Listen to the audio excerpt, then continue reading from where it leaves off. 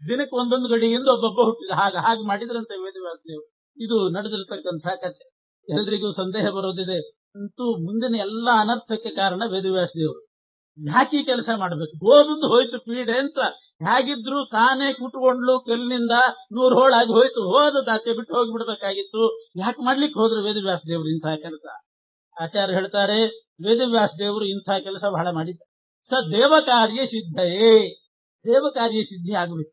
ಆ ಕಲಿ ಮೊದಲಾದಂಥವರೆಲ್ಲ 100 ಮಂದಿ ಹುಟ್ಟಬೇಕು, ಬೆಳಿಬೇಕು, ಅವರು ಅನ್ಯಾಯ ಮಾಡಬೇಕು. ಅದರ ಪರಿಣಾಮ ಏನಾಗ್ತದೆ ಅಂತ ಜಗತ್ತಿಗೆ ತೋರಿಸ್ಬೇಕು. ದುರ್ಯೋಧನನೇ ಹುಟ್ಟದಿದ್ರೆ, ದುರ್ಯೋಧನನ ಹಾಗೆ ವರ್ತಿಸಿದ್ರೆ ಏನಾದೀತು ಅಂತ ಹೇಗೆ ಗೊತ್ತಾಗಬೇಕು ಜಗತ್ತಿಗೆ? ದುರ್ಯೋಧನ, ದುಶ್ಯಾಸನ ಇವರೆಲ್ಲ ಹುಟ್ಟಿ ಸಜ್ಜನರಾಗಿರ್ತಕ್ಕಂತಹ ಪಾಂಡವರನ್ನು ಹೊರಗಾಕಿ ಅವರಿಗೆ ದ್ರೋಹ ಮಾಡಿ ಇದಕ್ಕೆ ಅರಿಗಿನ ಮನೆಗೆಲ್ಲ ಕಳಿಸಿ ಎಂತೆಂಥ ದ್ರೋಹ ಮಾಡಿದ್ರು. ಈ ರೀತಿ ಸಜ್ಜನರಾದ ಅಲ್ಪಸಂಖ್ಯಾತರಾದಂತಹ ಪಾಂಡವರಿಗೆ, ತಂದೆಯನ್ನು ಕಳ್ಕೊಂಡವರಿಗೆ ಈ ರೀತಿ ದ್ರೋಹ ಮಾಡಿದ್ರೆ ಏನಾದೀತು ಮುಂದೆ ದುರ್ಯೋಧನಾದಿಗಳಿಗೆ ಏನಾಯ್ತು? ಅದು ಜಗತ್ತಿಗೆ ಗೊತ್ತಾಗಬೇಕು. ಪ್ರತ್ಯಕ್ಷವಾಗಿ ಜಗತ್ತು ನೋಡಿ ತಿಳ್ಕೊಳ್ಬೇಕು.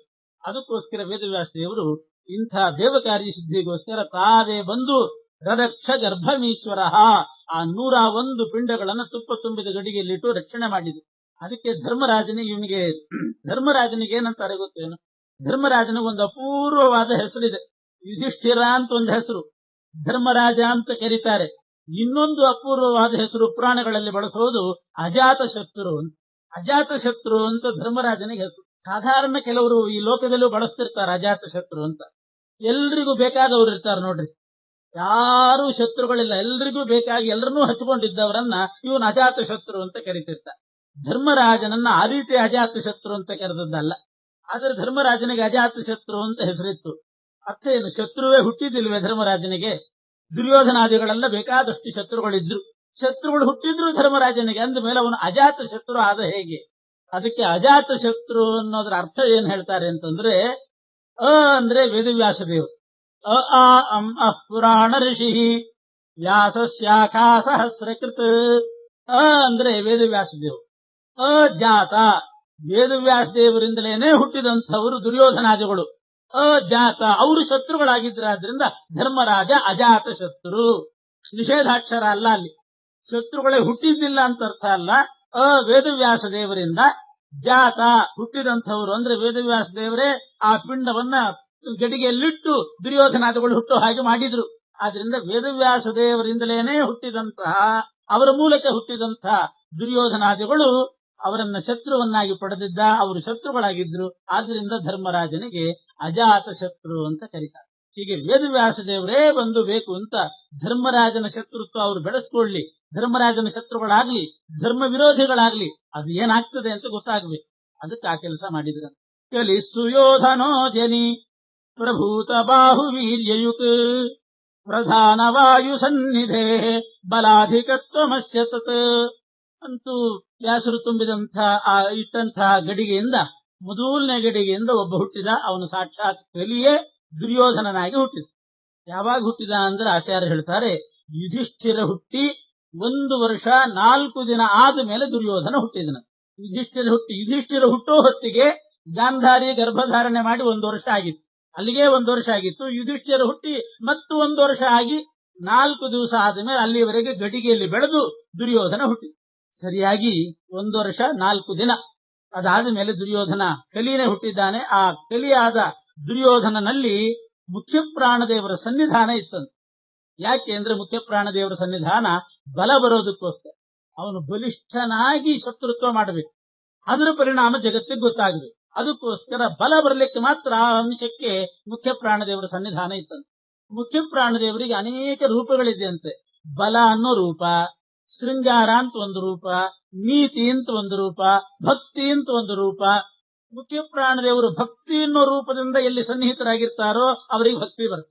ಬಲ ಅನ್ನೋ ರೂಪದಿಂದ ಮುಖ್ಯ ಪ್ರಾಣದೇವರ ಸನ್ನಿಧಾನ ಎಲ್ಲಿರ್ತದೋ ಅವರಿಗೆ ಬಲ ಬರ್ತದೆ. ಅಷ್ಟೇ, ಇನ್ಯಾವುದೂ ಬರೋದಿಲ್ಲ. ಯಾಕೆ? ಬಲ ಅನ್ನೋ ರೂಪದಿಂದ ಮಾತ್ರ ಮುಖ್ಯ ಪ್ರಾಣದೇವರಿರ್ತಾರೆ. ಶೃಂಗಾರ ಅನ್ನೋ ರೂಪದಿಂದ ಮುಖ್ಯ ಪ್ರಾಣದೇವರಿದ್ರೆ ಅವರು ನೋಡ್ಲಿಕ್ಕೆ ಒಳ್ಳೆ ಆಕರ್ಷಣೀಯರಾಗಿ ಕಾಣ್ತಾರಂತೆ. ಹೀಗೆ ಮುಖ್ಯ ಪ್ರಾಣದೇವರಿಗೆ ಅನೇಕ ರೂಪಗಳು. ನೀತಿ ಅನ್ನೋ ರೂಪದಿಂದ ಇದ್ರೆ ಅವರು ಒಳ್ಳೆ ನೀತಿವಂತರಾಗ್ತಾರೆ. ಅವರಿಗೆ ಭಕ್ತಿ ಇರೋದಿಲ್ಲ, ಬಲ ಇರೋದಿಲ್ಲ, ಏನಿರೋದಿಲ್ಲ. ಅದಿರ್ಬೇಕಾದ್ರೆ ಮತ್ತೆ ಮುಖ್ಯ ಪ್ರಾಣದೇವರ ಆ ರೂಪದಿಂದ ಸನ್ನಿಹಿತರಾಗಬೇಕು. ಹೀಗೆಲ್ಲ ಪ್ರಾಣದೇವರಿಗೆ ಅನೇಕ ರೂಪಗಳಿದೆ ಅಂತಾರೆ. ಅದೊಂದೊಂದು ಗುಣ ಕೊಡ್ತಕ್ಕಂಥ ರೂಪ ಅವರ ಸನ್ನಿಧಾನ ಇದ್ರೆ ಬರ್ತದೆ. ದುರ್ಯೋಧನನಿಗೆ ಬಲ ಒಂದಿರಬೇಕು ಅಂತಿತ್ತು ಹರಿಸಂಕಲ್ಪ. ಆದ್ರಿಂದ ಮುಖ್ಯ ಪ್ರಾಣದೇವರು ವರಪ್ರದರಾಗಿ ಆ ರೂಪದಿಂದ ಅವನಲ್ಲಿ ಸನ್ನಿಹಿತರಾಗಿದ್ರಂತೆ. ಪ್ರಧಾನವಾಯು ಸನ್ನಿಧೇಹೇ ಬಲಾಧಿಕತ್ವ ನಶ್ಯತತ್, ಆದ್ರಿಂದ ಹೆಚ್ಚು ಬಲಶಾಲಿಯಾಗಿದ್ದ. ಇನ್ನೊಂದು ಸ್ವಾರಸ್ಯ ಅಂದ್ರೆ, ದುರ್ಯೋಧನ ಯಾವ ಗಡಿಗೆಯಿಂದ ಹುಟ್ಟಿದ ಕೂಡಲೇ ಯಾವತ್ತು ಹುಟ್ಟಿದನೋ ಅವತ್ತಿನ ದಿವಸ ಹುಟ್ಟಿದ ಕೂಡಲೇ ಮಗು ಅಳತದ ನೋಡ್ರಿ. ಗರ್ಭದಿಂದ ಬಂದ ಕೂಡಲೇ ಮಗು ಅಳಬೇಕಲ್ಲ, ದುರ್ಯೋಧನ ಅಳ್ಳಿಲ್ಲಂತ. ಕತ್ತೆ ಕಿರಿಚಿದ ಹಾಕಿ ಕಿರಿಚಿದ್ನಂತೆ. ಯಾವುದೋ ಕತ್ತೆ ಕೂಗ್ತಾ ಇದೆ ಅನಿಸ್ಬೇಕು, ಆ ರೀತಿ ಕತ್ತೆ ಕಿರಿಚಿದ ಹಾಕಿ ಕಿರಿಚಿದನಂತೆ. ಇವನು ಕಿರಿಚಿದ್ದು ನೋಡಿ ಬೇರೆ ಕತ್ತೆಗಳೆಲ್ಲ ಯಾರೋ ನಮ್ಮನ್ನು ಕರಿತಿದ್ದಾರೆ ಅಂತ ಅವು ಕಿರಿಚಿದ್ವು. ದುರ್ಯೋಧನ ಹುಟ್ಟಿದಾಗ ನಡೆದ ಘಟನೆ. ಒಂದು ಕಾಗೆ ಕೂಗಿದ ಕೂಡಲೇ ಬೇರೆ ಕಾಗೆಗಳೆಲ್ಲ ಕೂಗ್ತಾವೆ. ಒಂದು ನಾಯಿ ಬೊಗಳಿಕ್ ಶುರು ಮಾಡಿದ್ರೆ ಎಲ್ಲಾ ನಾಯಿಗಳು ಬೊಗಳ್ತಾವೆ. ಹಾಗೆ ಒಂದು ಕತ್ತೆ ಕಿರಿಚಿದ್ದಲ್ಲ, ಇಲ್ಲಿ ದುರ್ಯೋಧನ ಕಿರಿಚಿದ ಕೂಡಲೇ ಬಾಕಿ ಕತ್ತೆಗಳೆಲ್ಲ ಕಿರಿಚಿದ್ವು. ಕತ್ತೆಗಳು ಮಾತ್ರ ಅಲ್ಲ, ಅದ್ರ ಜೊತೆಗೆ ಬೇರೆ ಬೇರೆ ಪ್ರಾಣಿಗಳು, ಕೆಟ್ಟ ಕೆಟ್ಟ ಪ್ರಾಣಿಗಳೆಲ್ಲ ಕೂಗಿ ದೊಡ್ಡ ಅಪಶಕುನ ಆಯ್ತು ದುರ್ಯೋಧನ ಹುಟ್ಟಿದ ಕೂಡಲೇ. ಧೃತರಾಷ್ಟ್ರನಿಗೆ ಗಾಬರಿ ಆಯ್ತು. ಮಗು ಹುಟ್ಟಿದಾಗ ಎಂತೆಂಥ ಶುಭ ಸೂಚನೆ ನಡೀಬೇಕು. ಇವತ್ತು ಮಧ್ವವಿದ್ಯೆ ಪ್ರವಚನದಲ್ಲಿ ಹೇಳಿದೆ, ಮಧ್ಯಗೇಹ ಭಟ್ರು ಉಡುಪಿಯಿಂದ ಅನಂತೇಶ್ವರ ದರ್ಶನ ಮಾಡಿ ಪಾದಕ ಕ್ಷೇತ್ರಕ್ಕೆ ಅಂತ ಬರುವಾಗ ಸರಿಯಾಗಿ ವಾಯುದೇವರು ಅವತಾರ ಮಾಡಿದ್ದಾರೆ. ಆ ಹೊತ್ತಿಗೆ ಯಾವುದೋ ಮದುವೆ ನಡೀತಾ ವಾದ್ಯಘೋಷ, ಮಂಗಳ ವಾದ್ಯಘೋಷ ನಡೀತಂತ. ಅದು ಕೇಳಿದ ಕೂಡಲೇ ಮತ್ತೆ ಇವರಿಗೆ ನಿಮಗೂ ಗಂಡು ಮಗು ಹುಟ್ಟಿದೆ ಅಂತ ಸುದ್ದಿ ಬಂತಂತ. ಇಲ್ಲಿ ಧೃತರಾಷ್ಟ್ರನಿಗೆ ಗಂಡು ಮಗು ಹುಟ್ಟಿದ ಕೂಡಲೇ ಮೊದಲು ಕೇಳಿದ್ದು ಕತ್ತೆ ಕಿರಿಚಿದ್ದು. ಕತ್ತೆಗಳೆಲ್ಲ ಕೂಗಿದ್ವು. ಅವನಿಗೆ ಗಾಬರಿ ಆಯ್ತು. ಭೀಷ್ಮರನ್ನ ಇದರನ್ನ ಅವ್ರನ್ನೆಲ್ಲ ಕರೆದು ಕೇಳ್ತಾ ಇದ್ದಾನೆ ಧೃತರಾಷ್ಟ್ರ. ಮಗು ಹುಟ್ಟಿತು ಅಂತ ಸುದ್ದಿನೇ ಬಂತು, ಜೊತೆಗೆ ಇವೆಲ್ಲ ಕತ್ತೆ ಮುಂತಾದವೆಲ್ಲ ಕೂಗ್ತಾ ಇದ್ದಾವೆ, ಏನಿದ್ರ ಫಲ ಅಂತ ಕೇಳಿ. ಇದೇನು ಶಕುನನೋ ಅಪಶಕುನನೋ ಶುಭ ಶಕುನನೋ? ಕತ್ತೆ ಕೂಗಿದ್ರೆ ಮತ್ತೆ ಶುಭ ಶಕುನ ಆಗುತ್ತೇನು? ಇದೆಲ್ಲ ಅಪಶಕುನ ಅಂದ. ಸರಿ, ಅಪಶಕುನ ಸರಿ, ಇದರ ಫಲ ಏನು ಅಂತ ಕೇಳಿದ್ರಂತ. ಕೇಳ್ತಾನೆ ಧೃತರಾಷ್ಟ್ರ. ಭೀಷ್ಮ ವಿದುರಾದಿಗಳು ಹೇಳಿದ್ರು, ಇದರ ಫಲ ಏನು ಅಂತಂದ್ರೆ, ನಿನಗೆ ಹುಟ್ಟಿದಂಥ ಮಗ ನಿನ್ನ ಕುಲನಾಶಕ ಅಂತ ಇದರ ಸೂಚನೆ ಅಂದ್ಬಿಟ್ಟು. ನಿನ್ನ ಕುಲವನ್ನೇ ನಾಶಪಡಿಸ್ತಾನೆ, ಇದು ಸೂಚನೆ. ಹಾಗಾದ್ರೆ ಏನ್ ಮಾಡ್ಬೇಕು ನಾನು? ಏನ್ ಮಾಡ್ಬೇಕು ಅಂತಂದ್ರೆ, ಮೊದಲು ಆ ಮಗುವನ್ನ ಕಿತ್ತು ಬಿಸಾಕ ಆ ಕಡೆ ಅಂತ. ಅದೇ ಮುಖ್ಯವಾಗಿ ನೀನು ಮಾಡ್ಬೇಕಾಗಿರ್ತಕ್ಕಂಥದ್ದು. ಜೈನಮೇಕಂ ಶಾಂತಿಂಚೇತ್ ಕುಲಸ್ಯಕ್ಷ ಭಾರತ. ಇಡೀ ನಿನ್ನ ಕುಲಕ್ಕೆ ಶಾಂತಿ ಆಗಬೇಕಾಗಿದ್ರೆ ಮೊದಲು ಈ ಮಗುವನ್ನ ಬಿಟ್ಟುಬಿಡು ಅಂತ ಆವಾಗಲೇ ಹೇಳಿದ್ರು ಭೀಷ್ಮಾದಿಗಳು. ಈ ಒಂದು ಕೆಲಸ ಮಾಡಿ ಈ ಒಂದು ಮಗುವನ್ನು ಹೊರಗೆ ಹಾಕಿ ಇಡೀ ಕುಲಕ್ಕೆ, ಇಡೀ ಜಗತ್ತಿಗೆ ಕ್ಷೇಮ ಆಗುವಂತೆ ನೋಡ್ಕೋ. ಅದನ್ನೇ ಹೇಳ್ತಾರೆ, ತ್ಯಜೇದೇಕಂ ಕುಲಸ್ಯಾರ್ಥೆ. ಒಂದು ಕುಲ ಉಳಿತದೆ ಅಂತ ಆದ್ರೆ ಒಬ್ಬನನ್ನ ಆಚೆ ಕಳಿಸಿಬಿಡಬೇಕು, ಅದರಲ್ಲೇನು ಹಿಂದೆ ಮುಂದೆ ನೋಡಬಾರದು. ಅಷ್ಟು ಮಾಡು ಅಂತಂದ್ರೆ ಧೃತರಾಷ್ಟ್ರ ಆ ಕೆಲಸ ಮಾಡಲಿಲ್ಲ ಅಂತ. ಆವಾಗಿನಿಂದಲೇ ಅವನಿಗೆ ಉತ್ತರ ವ್ಯಾಮೋಹ ಶುರುವಾಯಿತು. ಇವನು ಯಾರು, ಕಲಿ ಯಾಕೆ ಹೀಗೆ ಹುಟ್ಟಿದ ಅಂತಂದ್ರೆ, ಹಿಂದೆ ಮೇರು ಪರ್ವತದ ಮೇಲೆ ದೇವತೆಗಳೆಲ್ಲ ಮಂತ್ರಾಲೋಚನೆ ಮಾಡಿದ್ರು ಅಂತ ವಿಚಾರ ಬಂತು. ಎಲ್ಲಿ ಅವತಾರ ಮಾಡಬೇಕು ಏನು ಅದೆಲ್ಲ ಮಂತ್ರಾಲೋಚನೆ ಮಾಡಿಕೊಂಡದ್ದನ್ನ ರೈತರು ಕೆಲವರು ಕೇಳಿಸ್ಕೊಂಡಿದ್ರು. ಅದಕ್ಕೆ ಪರಮಾತ್ಮ ಕ್ಷೀರ ಸಮುದ್ರದಲ್ಲಿ ಮಂತ್ರಾಲೋಚನೆ ಮಾಡದೆ ಬೇಕು ಅಂತ ಮೇರು ಪರ್ವತಕ್ಕೆ ಬಂದನು. ಅಲ್ಲಿ ನಾವು ಮಂತ್ರಾಲೋಚನೆ ಮಾಡಿದ್ರೆ ದೈತ್ಯರ ಕಿವಿಗೆ ಬೀಳ್ತದೆ, ಬೀಳ್ಲಿ ಅಂತಲೇ ಬಂದಿದ್ನ. ಮೇರು ಪರ್ವತದ ಮೇಲೆ ಮಂತ್ರಾಲೋಚನೆ ಮಾಡುವಾಗ ದೇವತೆಗಳೆಲ್ಲ ಅವತಾರ ಮಾಡ್ಲಿ, ನಾನು ಅವತಾರ ಮಾಡ್ತೇನೆ ಅಂತ ಪರಮಾತ್ಮ ಹೇಳಿದ್ದ. ಇದನ್ನೆಲ್ಲ ತಿಳ್ಕೊಂಡು ದೈತ್ಯರೆಲ್ಲ ರುದ್ರದೇವರು ತಪಸ್ಸು ಮಾಡಿದ್ರ. ರುದ್ರದೇವರು ತಪಸ್ಸು ಮಾಡಿ ಅವರನ್ನು ಸಂತೋಷಪಡಿಸಿ ಅವರ ಹತ್ರ ವರ ಕೇಳಿದ್ರಂತೆ. ದೇವತೆಗಳೆಲ್ಲ ನಮ್ಮ ಸಂಹಾರಕ್ಕಾಗಿ ಭೂಮಿಯಲ್ಲಿ ಅವತಾರ ಮಾಡಬೇಕು ಅಂತಿದ್ದಾರೆ, ಪರಮಾತ್ಮನ ಅವತಾರ ಮಾಡ್ತಾನಂತೆ. ಅದಕ್ಕೆ ರುದ್ರದೇವರೇ ನೀವು ಕಲಿಗೆ ವರ ಕೊಡ್ರಿ, ಅವನು ಅವಧ್ಯನಾಗಿ ಹುಟ್ಲಿ ಅಂತ ಕಲಿಗೆ ವರ ಕೊಡ್ರಿ ಅಂತ ಎಲ್ಲಾ ದೈತ್ಯರು ವರ ಕೇಳಿದ್ರು ರುದ್ರದೇವರ ಹತ್ರ. ಆ ರುದ್ರದೇವರು ವರ ಕೊಟ್ಟಿದ್ರು. ಮೃತಶ್ಚ ದೇವಕಂಠಕೋ ಶಬದ್ಧ ಏವ ಸರ್ವತಃ. ದೇವಕಂಠಕ ಅಂದ್ರೆ ಕಲಿ, ಯಾರಿಂದಲೂ ಕೂಡ ಅವನು ಸಾಯಬಾರ್ದು ಅಂತ ಅವಧ್ಯನಾಗಿ ಕಲಿ ಹುಟ್ಟಬೇಕು ಅಂತ ದೇವತೆಗಳು ಕೇಳಿದ್ದಕ್ಕೆ ರುದ್ರದೇವರು ವರ ಕೊಟ್ಟಿದ್ರು. ವರಾದುಮಾಪತೇಸ್ತತಃ ಕಲಿಸ್ಸ ದೇವಕಂಠಕ. ದೇವಕಂಠಕನಾಗಿರತಕ್ಕಂತಹ ಕಲಿ ರುದ್ರದೇವರ ವರದಿಂದ ವಜ್ರಕಾಯನಾಗಿ ಹುಟ್ಟಿದನಂತೆ ದುರ್ಯೋಧನ. ಅವನಿಗೆ ವಜ್ರಕಾಯ. ಅರ್ಧ ಪಾರ್ವತಿ ನಿರ್ಮಾಣ ಮಾಡಿದಂತೆ, ಅರ್ಧ ರುದ್ರದೇವರು ನಿರ್ಮಾಣ ಮಾಡಿದರಂತೆ. ಅಂಥ ವಜ್ರಕಾಯನಾಗಿ ಉಮಾ ಮತ್ತು ಉಮಾಪತಿಯಿಂದ ಅವರ ವರದಿಂದ ಈ ವಜ್ರಕಾಯನಾಗಿ ಮಹಾಬಲಶಾಲಿಯಾಗಿ ಅವಧ್ಯನಾಗಿ ಹುಟ್ಟಿದ್ದ. ಎರಡನೇ ದಿವಸ ಒಂದು ಗಡಿಗೆಯಿಂದ ದುರ್ಯೋಧನ ಹುಟ್ಟಿದ. ಎರಡನೇ ದಿವಸ ದುಶ್ಯಾಸನ ಹುಟ್ಟಿದ. ಕಲಿಯೇ ದುರ್ಯೋಧನ, ರುದ್ರದೇವರ ವರದಿಂದ ಅವಧ್ಯನಾಗಿದ್ದ. ದುಶ್ಯಾಸನ ಯಾರು ಅಂತಂದ್ರೆ, ರಾಮಾಯಣ ಕಾಲದಲ್ಲಿ ಒಬ್ಬ ಅತಿಕಾಯ ಅಂತಿದ್ದ, ಇಂದ್ರಜಿತ್. ರಾಮಾಯಣದ ಇಂದ್ರಜಿತ್ತೇ ಅವನು ದುಶ್ಯಾಸನನಾಗಿ ಹುಟ್ಟಿದ್ದ. ಘೃತಾಭಿಪೂರ್ಣ ಕುಂಭತಃ ಸ ಇಂದ್ರಜಿತ್ ಸಮುಸ್ಥಿತ. ಅವನಿಗೆ ದುಶ್ಯಾಸನ ಅಂತ ಹೆಸರು. ಅವನೊಂದು ಶಾಸನ ಮಾಡಿದ ಅಂತಂದ್ರೆ ಎಲ್ರಿಗೂ ದುಃಖನೇ ಆಗ್ಬೇಕು. ಆದ್ರಿಂದ ಅವನಿಗೆ ದುಶ್ಯಾಸನ ಅಂತ. ದುಃಖ ಉಂಟು ಮಾಡುವ ಶಾಸನದವನು ಅಂತ ಅರ್ಥ. ದುಃಖಕರವಾದ ಶಾಸನ ಮಾಡ್ತಾ ಇದ್ದುದರಿಂದ ದುಶ್ಯಾಸನ. ಆದ್ರಿಂದ ಶಾಸನ ಇನ್ನೊಬ್ಬರಿಗೆ ದುಃಖಕರವಾಗಿರಬಾರ್ದು. ಅವನು ಅಂಥ ಶಾಸನ ಮಾಡಿದ್ರಿಂದ ದುಶ್ಯಾಸನ ಅಂತ ಪ್ರಸಿದ್ಧನಾದನಂತೆ. ಸ ದುಃಖ ಶಾಸನೋ ಭವತ್, ಅದಕ್ಕೆ ದುಶ್ಯಾಸನ ಅಂತ ಹೆಸರಂತೆ ಆಚಾರ್ಯ ಹೇಳ್ತಾರೆ. 3ನೇ ದಿವಸ 3ನೇ ಗಡಿಗೆಯಿಂದ ಅತಿಕಾಯ ಎಂಬಂಥ ರಾಕ್ಷಸ ಅವನು ವಿಕರ್ಣನಾಗಿ ಹುಟ್ಟಿದ. ಅವನು ರಾಕ್ಷಸನೇ ವಿಕರ್ಣನಾಗಿ ಹುಟ್ಟಿದ. ಇದನ್ನು ವಿಶೇಷವಾಗಿ ವಿಕರ್ಣನ ಬಗ್ಗೆ ಉಲ್ಲೇಖ ಮಾಡ್ತಾರೆ ಆಚಾರ್ಯರು. ಅತಿಕಾಯ ಅನ್ನೋ ರಾಕ್ಷಸನೇ ವಿಕರ್ಣ ಅಂತ. ಯಾಕೆ ಅಂದ್ರೆ ಈ ಮಹಾಭಾರತ ಓದಿದಾಗ ಗೊತ್ತಾಗ್ತದೆ, ದ್ರೌಪದಿ ದೇವಿಯ ವಸ್ತ್ರವನ್ನ ಸೆಳಿತಾ ಇರುವಾಗ ವಿದುರ ಪ್ರತಿಭಟನೆ ಮಾಡಿದ. ಇದು ಸರಿಯಲ್ಲ, ತಪ್ಪು, ಹೀಗೆಲ್ಲ ಮಾಡಬಾರದು ಅಂತ ಪ್ರತಿಭಟನೆ ಮಾಡಿದವನು ವಿದುರ. ಅದೇ ರೀತಿ ಮತ್ತೊಬ್ಬ ಪ್ರತಿಭಟನೆ ಮಾಡಿದ, ಅದು ಕೌರವರ ಕಡೆಯಿಂದ ಮಾಡಿದವನು ವಿಕರ್ಣ. ವಿಕರ್ಣನು ಕೂಡ ಪ್ರತಿಭಟನೆ ಮಾಡಿದನಂತೆ. ನೋಡಿದಾಗೆ ವಿಕರ್ಣ ಒಬ್ಬ ಬಹಳ ಒಳ್ಳೆಯವನೇನೋ ಅಂತ ಅನಿಸ್ಬೇಕು. ಆದ್ರೆ ಅವನು ಅತಿಕಾಯ ಅನ್ನೋ ರಾಕ್ಷಸನೇ ವಿಕರ್ಣನಾಗಿ ಹುಟ್ಟಿದ. ಮತ್ತೆ ಯಾಕೆ ಪ್ರತಿಭಟನೆ ಮಾಡಿದ ಅಂತಂದ್ರೆ ಆಚಾರ್ಯ ಹೇಳ್ತಾರೆ, ನಾನೂ ಧಾರ್ಮಿಕ ಅಂತ ಜಗತ್ತಿನಲ್ಲಿ ಕೀರ್ತಿ ಗಳಿಸ್ಬೇಕು. ಅಂತರಂಗದಲ್ಲಿ ಏನಿದ್ದಿಲ್ಲ ಅವನಿಗೆ, ಹೊರಗಡೆ ನೋಟಕ್ಕೆ ಮಾತ್ರ ಅವನು ಹಾಗೆ ಮಾಡಿದ್ದಂತೆ. ಅಂತರಂಗದಲ್ಲಿ ಅವನು ರಾಕ್ಷಸನೇ, ಅತಿಕಾಯನೇ ವಿಕರ್ಣನಾಗಿ ಹುಟ್ಟಿದ. 4ನೇ ದಿವಸ ಆ ತುಪ್ಪ ತುಂಬಿದ ಗಡಿಗೆಯಿಂದ ಖರ ಅನ್ನುವಂತಹ ರಾಕ್ಷಸ ಚಿತ್ರಸೇನನಾಗಿ ಹುಟ್ಟಿದ. ಖರದೂಷಣರು ಅಂತ ರಾಮಾಯಣದಲ್ಲಿ ಅವರ ಉಲ್ಲೇಖ ಇದೆ. ಖರ ಎಂಬ ರಾಕ್ಷಸನೇ ಚಿತ್ರಸೇನನಾಗಿ ಹುಟ್ಟಿದ. ಹೀಗೆ ದಿನಕ್ಕೊಬ್ಬೊಬ್ಬರು ಪಾಪ ಪುರುಷರೇ ಹುಟ್ಟಿದ್ರು ಅಂತ ಒಟ್ಟಿಗೆ ಆಚಾರ. ಅವ್ರ ಹೆಸರೆಲ್ಲ ಏನ್ ಹೇಳ್ತಾ ಕೂತ್ಕೊಳ್ಳಿ. ದಿನಕ್ಕೆ ಒಂದೊಂದು ಗಡಿಗೆಯಿಂದ ಒಬ್ಬೊಬ್ಬನು ಹುಟ್ಟಿದ ಅಂತ ಅವ್ರ ನಾಮ ಕೀರ್ತನೆ ಯಾಕೆ ಮಾಡ್ಬೇಕು? ಕೆಲವನ್ನೆಲ್ಲ ಹೇಳಿ ಇದೇ ರೀತಿ ದಿನಕ್ಕೊಬ್ಬೊಬ್ರು ಒಂದೊಂದು ಗಡಿಗೆಯಿಂದ ಆ ರಾಕ್ಷಸರುಗಳು ಅವರೆಲ್ಲ ಹುಟ್ಟಿದ್ದಾರೆ. ಒಟ್ಟಿನಲ್ಲಿ ಸಮಸ್ತ ದೋಷರೂಪಿಣ ಶರೀರಿನೋ ಹಿತೇ ಭವನ್, ಎಲ್ಲ ದೋಷ ಸ್ವರೂಪರೇ. ಒಬ್ಬೊಬ್ರು ಒಂದೊಂದು ದೋಷದ ಸ್ವರೂಪರು ದೇಹ ಪಡ್ಕೊಂಡು ಅಲ್ಲಿ ಹುಟ್ಟಿದ್ದಾರೆ. 100 ಜನ ಆದ ಮೇಲೆ ಕೊನೆಗೆ ಹುಟ್ಟಿದವಳು 101ನೇವಳು ದುಶ್ಯಲ. ದುಶ್ಯಲ ಅಂತ ಅವಳ ಹೆಸರು. ಇವರೆಲ್ಲರಿಗೂ ತಂಗಿ, ಧೃತರಾಷ್ಟ್ರನ ಕೊನೆಯ ಮಗಳು. ಅವಳು ಯಾರು ಅಂತಂದ್ರೆ ಮೃಷಾ ಎಂಬಂಥ ರಾಕ್ಷಸಿ ಅಂತವಳು. ಮೃಷಾ ಎಂಬಂಥ ಆಸುರಿಯೇ ಅವಳೇ ದುಶ್ಯಲೆಯಾಗಿ ಹುಟ್ಟಿದ್ದಾಳೆ. ಅವಳಲ್ಲಿ ಉಹು ಅಂತ ಅಮಾವಾಸ್ಯೆ ದೇವತೆ, ಅವಳ ಆವೇಶ ಬೇರೆ ಇತ್ತು. ಉಹು ಅಂತ ಅಮಾವಾಸ್ಯೆ ದೇವತೆ ಆವೇಶ ಮೃಷಾ ಎಂಬಂಥ ಅಸುರಿ. ಅವಳು ಯಾಕೆ ಹುಟ್ಟಿದ್ಲು ಅಂತಂದ್ರೆ ಅವಳು ಹುಟ್ಲಿಕ್ಕೆ ಒಂದು ಕಾರ್ಯ ಇತ್ತು, ಒಂದು ಹಿನ್ನೆಲೆ ಇತ್ತು. ಅರ್ಜುನನ ಮಗ ಅಭಿಮನ್ಯುವಿನ ವಧೆಗೆ ನಾನು ಕಾರಣ ಆಗಬೇಕು ಅಂತ ರುದ್ರದೇವರ ತಪಸ್ಸು ಮಾಡಿ ವರ ಪಡೆದು ಹುಟ್ಟಿದ್ದ. ರುದ್ರದೇವರ ಹತ್ರ ತಪಸ್ಸು ಮಾಡಿ ಆ ಮೃಷಾ ಅನ್ನೋ ರಾಕ್ಷಸಿ ಇದೇ ವರ ಕೇಳಿಲ್ಲಂತೆ, ಮುಂದೆ ನಾನು ಅರ್ಜುನನ ಮಗನ ಸಾವಿಗೆ ಕಾರಣ ಆಗ್ಬೇಕು, ಹಾಗೆ ಆಗ್ಲಿ ಅಂತ ರುದ್ರದೇವರು ವರ ಕೊಟ್ಟಿದ್ರು. ಅದಕ್ಕಾಗಿ ಅವಳು ಹುಟ್ಟಿದ್ಲಂತೆ.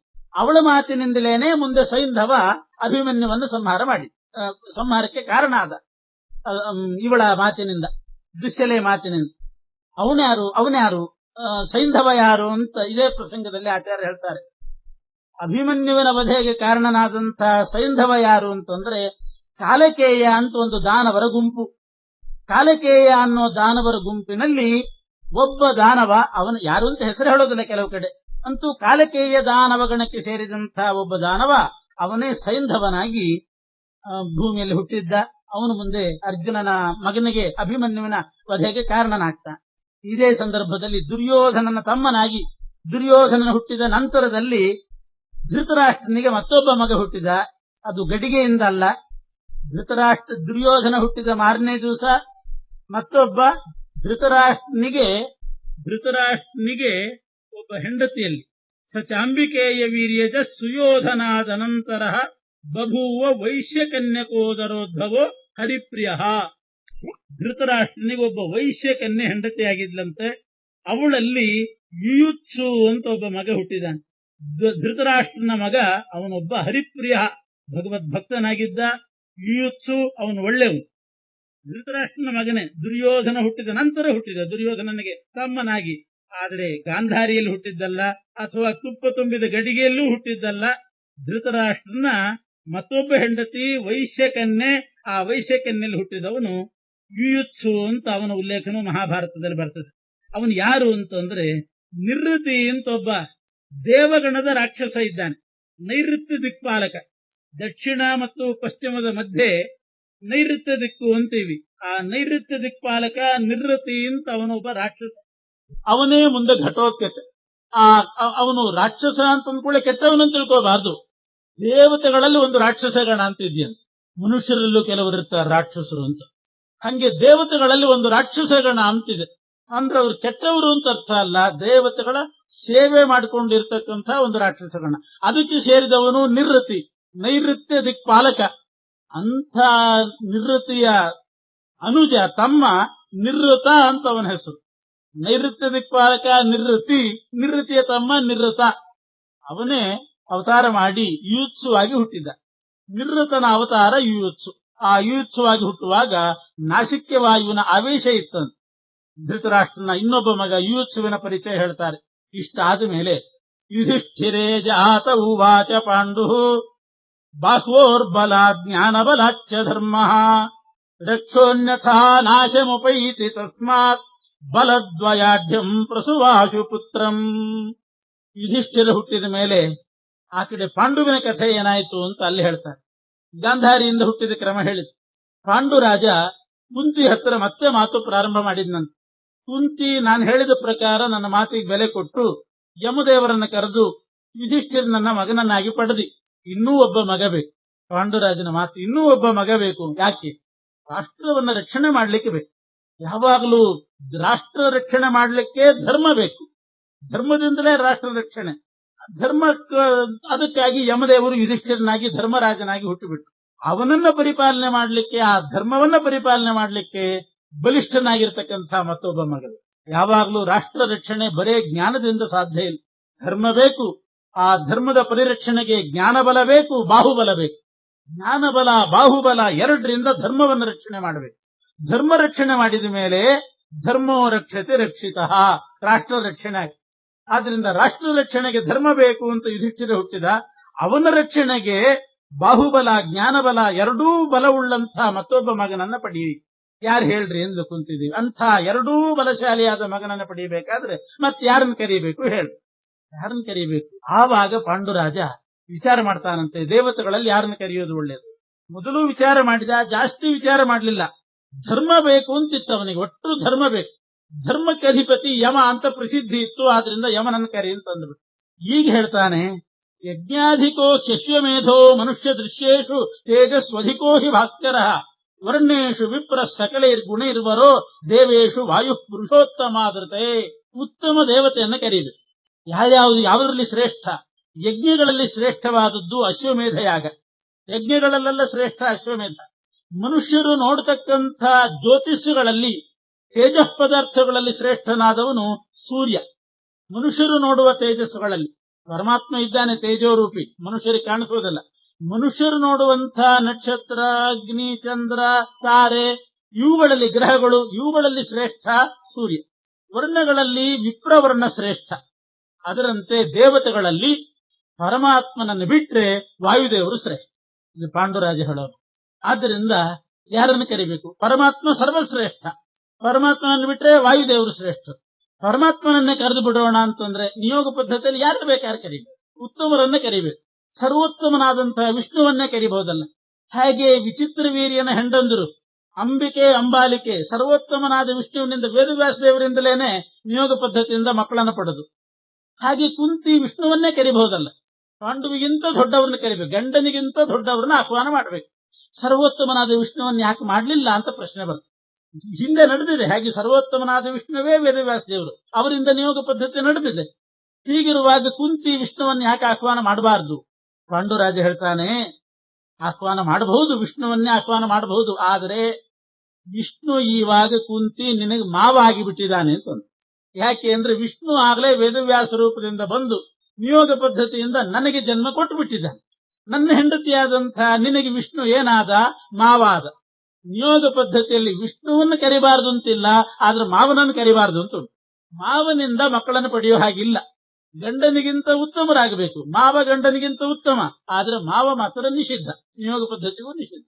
ಹೀಗಾಗಿ ವಿಶೇಷತೋಪೇಶ ಪಿತೈವ ಮೇ ಪ್ರಭು ವ್ಯಾಸಾತ್ಮನಾ ವಿಷ್ಣುರ ಅನಂತ ಪೌರುಷ ಅತಶ್ಚತೆ ಶ್ವಶುರ ನೈವ ಯೋಗ್ಯ.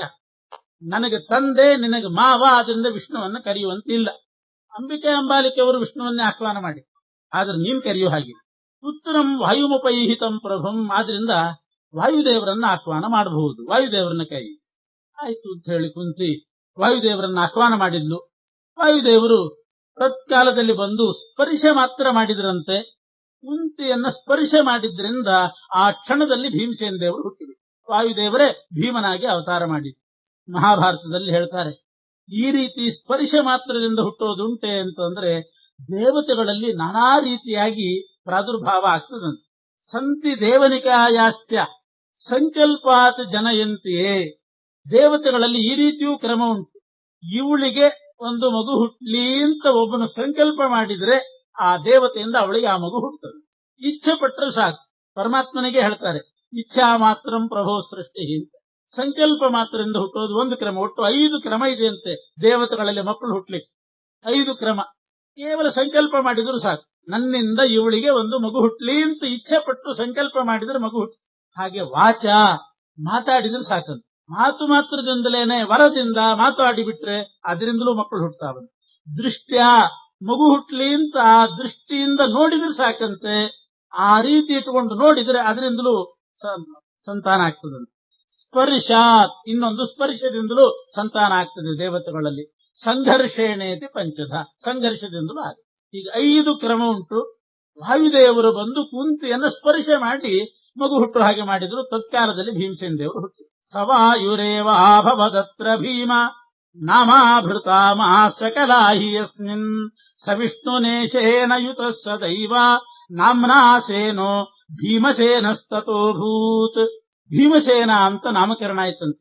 ಭೀಮಸೇನ ಅಂತ ನಾಮಕರಣ ಆಯ್ತು ಅಂತ ಹೇಳುವಾಗ ಆಚಾರ್ಯರು ಆ ಭೀಮಸೇನ ಶಬ್ದದ ಅರ್ಥ ವಿವರಣೆ ಮಾಡ್ತಾ ಇದ್ದಾರೆ.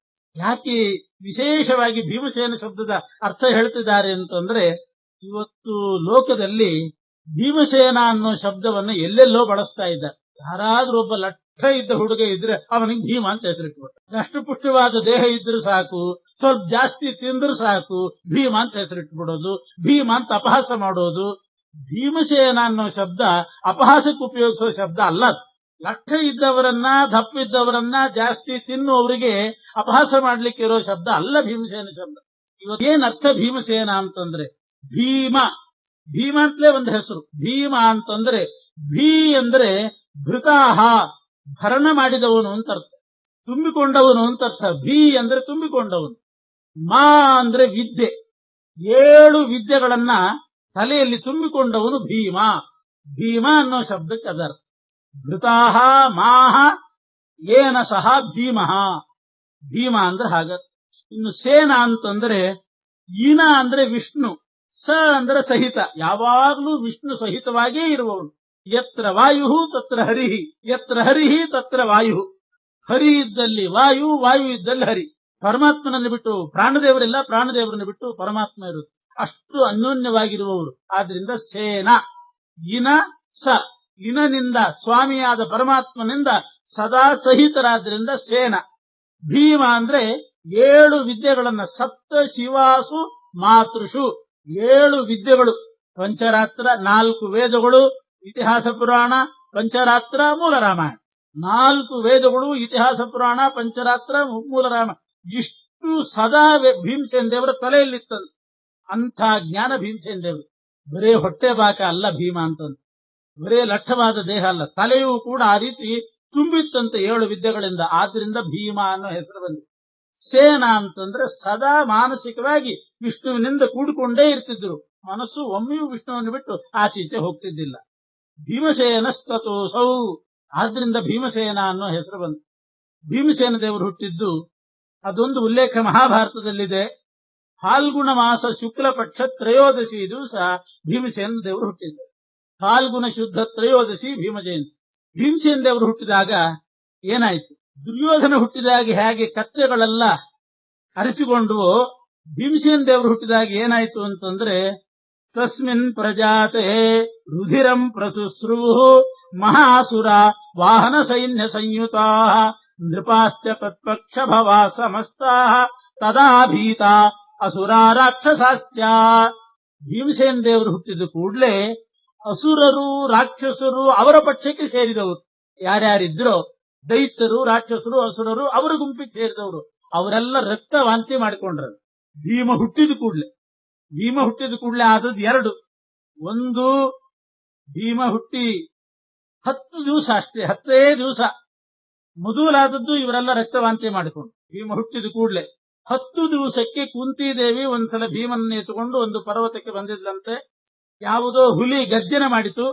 ಗರ್ಜನೆ ಮಾಡಿದ ಕೂಡಲೇ ಅವಳ ಕೈಯಿಂದ ಜಾರಿ ಆ ಮಗು ಕೆಳಗೆ ಬಿತ್ತು. ಭೀಮ ಕೆಳಗೆ ಬಿದ್ದು ಕೂಡಲೇ ಆ ಪರ್ವತ ಪುಡಿ ಪುಡಿಯಾಗಿ ಹೋಯ್ತಂತೆ. ಶತಶೃಂಗ ಅನ್ನುವಂತಹ ಪರ್ವತ ಪುಡಿಯಾಗಿ ಹೋಯ್ತಂತೆ. ಶತಶೃಂಗ ಅನ್ನೋ ಹೆಸರು ಮೊದಲೇ ಇತ್ತು ಅಂತ ಮೊನ್ನೆ ಹೇಳಿದ್ದೀನಿ. ಶತಶೃಂಗ ಅಂತ 100 ಶೃಂಗ ಇರೋ ಪರ್ವತ. ಅದರಲ್ಲಿ ಒಂದು ಪರ್ವತದಲ್ಲಿ ಆ ಕುಂತಿದೇವಿ ಬಂದಾಗ ಭೀಮ ಬಿದ್ದು ಆ ಪರ್ವತವೇ ಪುಡಿಯಾಗಿ ಹೋಯ್ತಂತೆ. ತಜ್ಜನ್ಮ ಮಾತ್ರೇಣ ಧರಾ ವಿದಾರಿತ ಶಾರ್ದೂಲ ಭೀತ ಜನನೀಕರಾದ್ಯದ ಸ್ವಪಾತ ಸಂಚೂರ್ಣಿತ ಏವ ಪರ್ವತ ತೇನಾಖಿಲೋಸೌ ಶತಶೃಂಗ ನಾಮ. ಶತಶೃಂಗ ಅನ್ನುವಂಥ ಪರ್ವತ ಸಂಚೂರ್ಣಿತ ಪುಡಿಯಾಯಿತು. ಅಂಥ ಶಕ್ತಿ ಭೀಮನಿಗಿತ್ತಂತೆ. ಮತ್ತು ಅಸುರ ಪಕ್ಷದವರೆಲ್ಲ ರಕ್ತ ವಮನ ಮಾಡಿಕೊಂಡ್ರಂತೆ. ಎಲ್ಲರೂ ಹೆದರಿದ್ರಂತೆ. ಆವಾಗ ಭೀಮ ಅನ್ನೋ ಶಬ್ದಕ್ಕೆ ಇದು ಒಂದು ಅರ್ಥ ಹೇಳ್ತಾರೆ.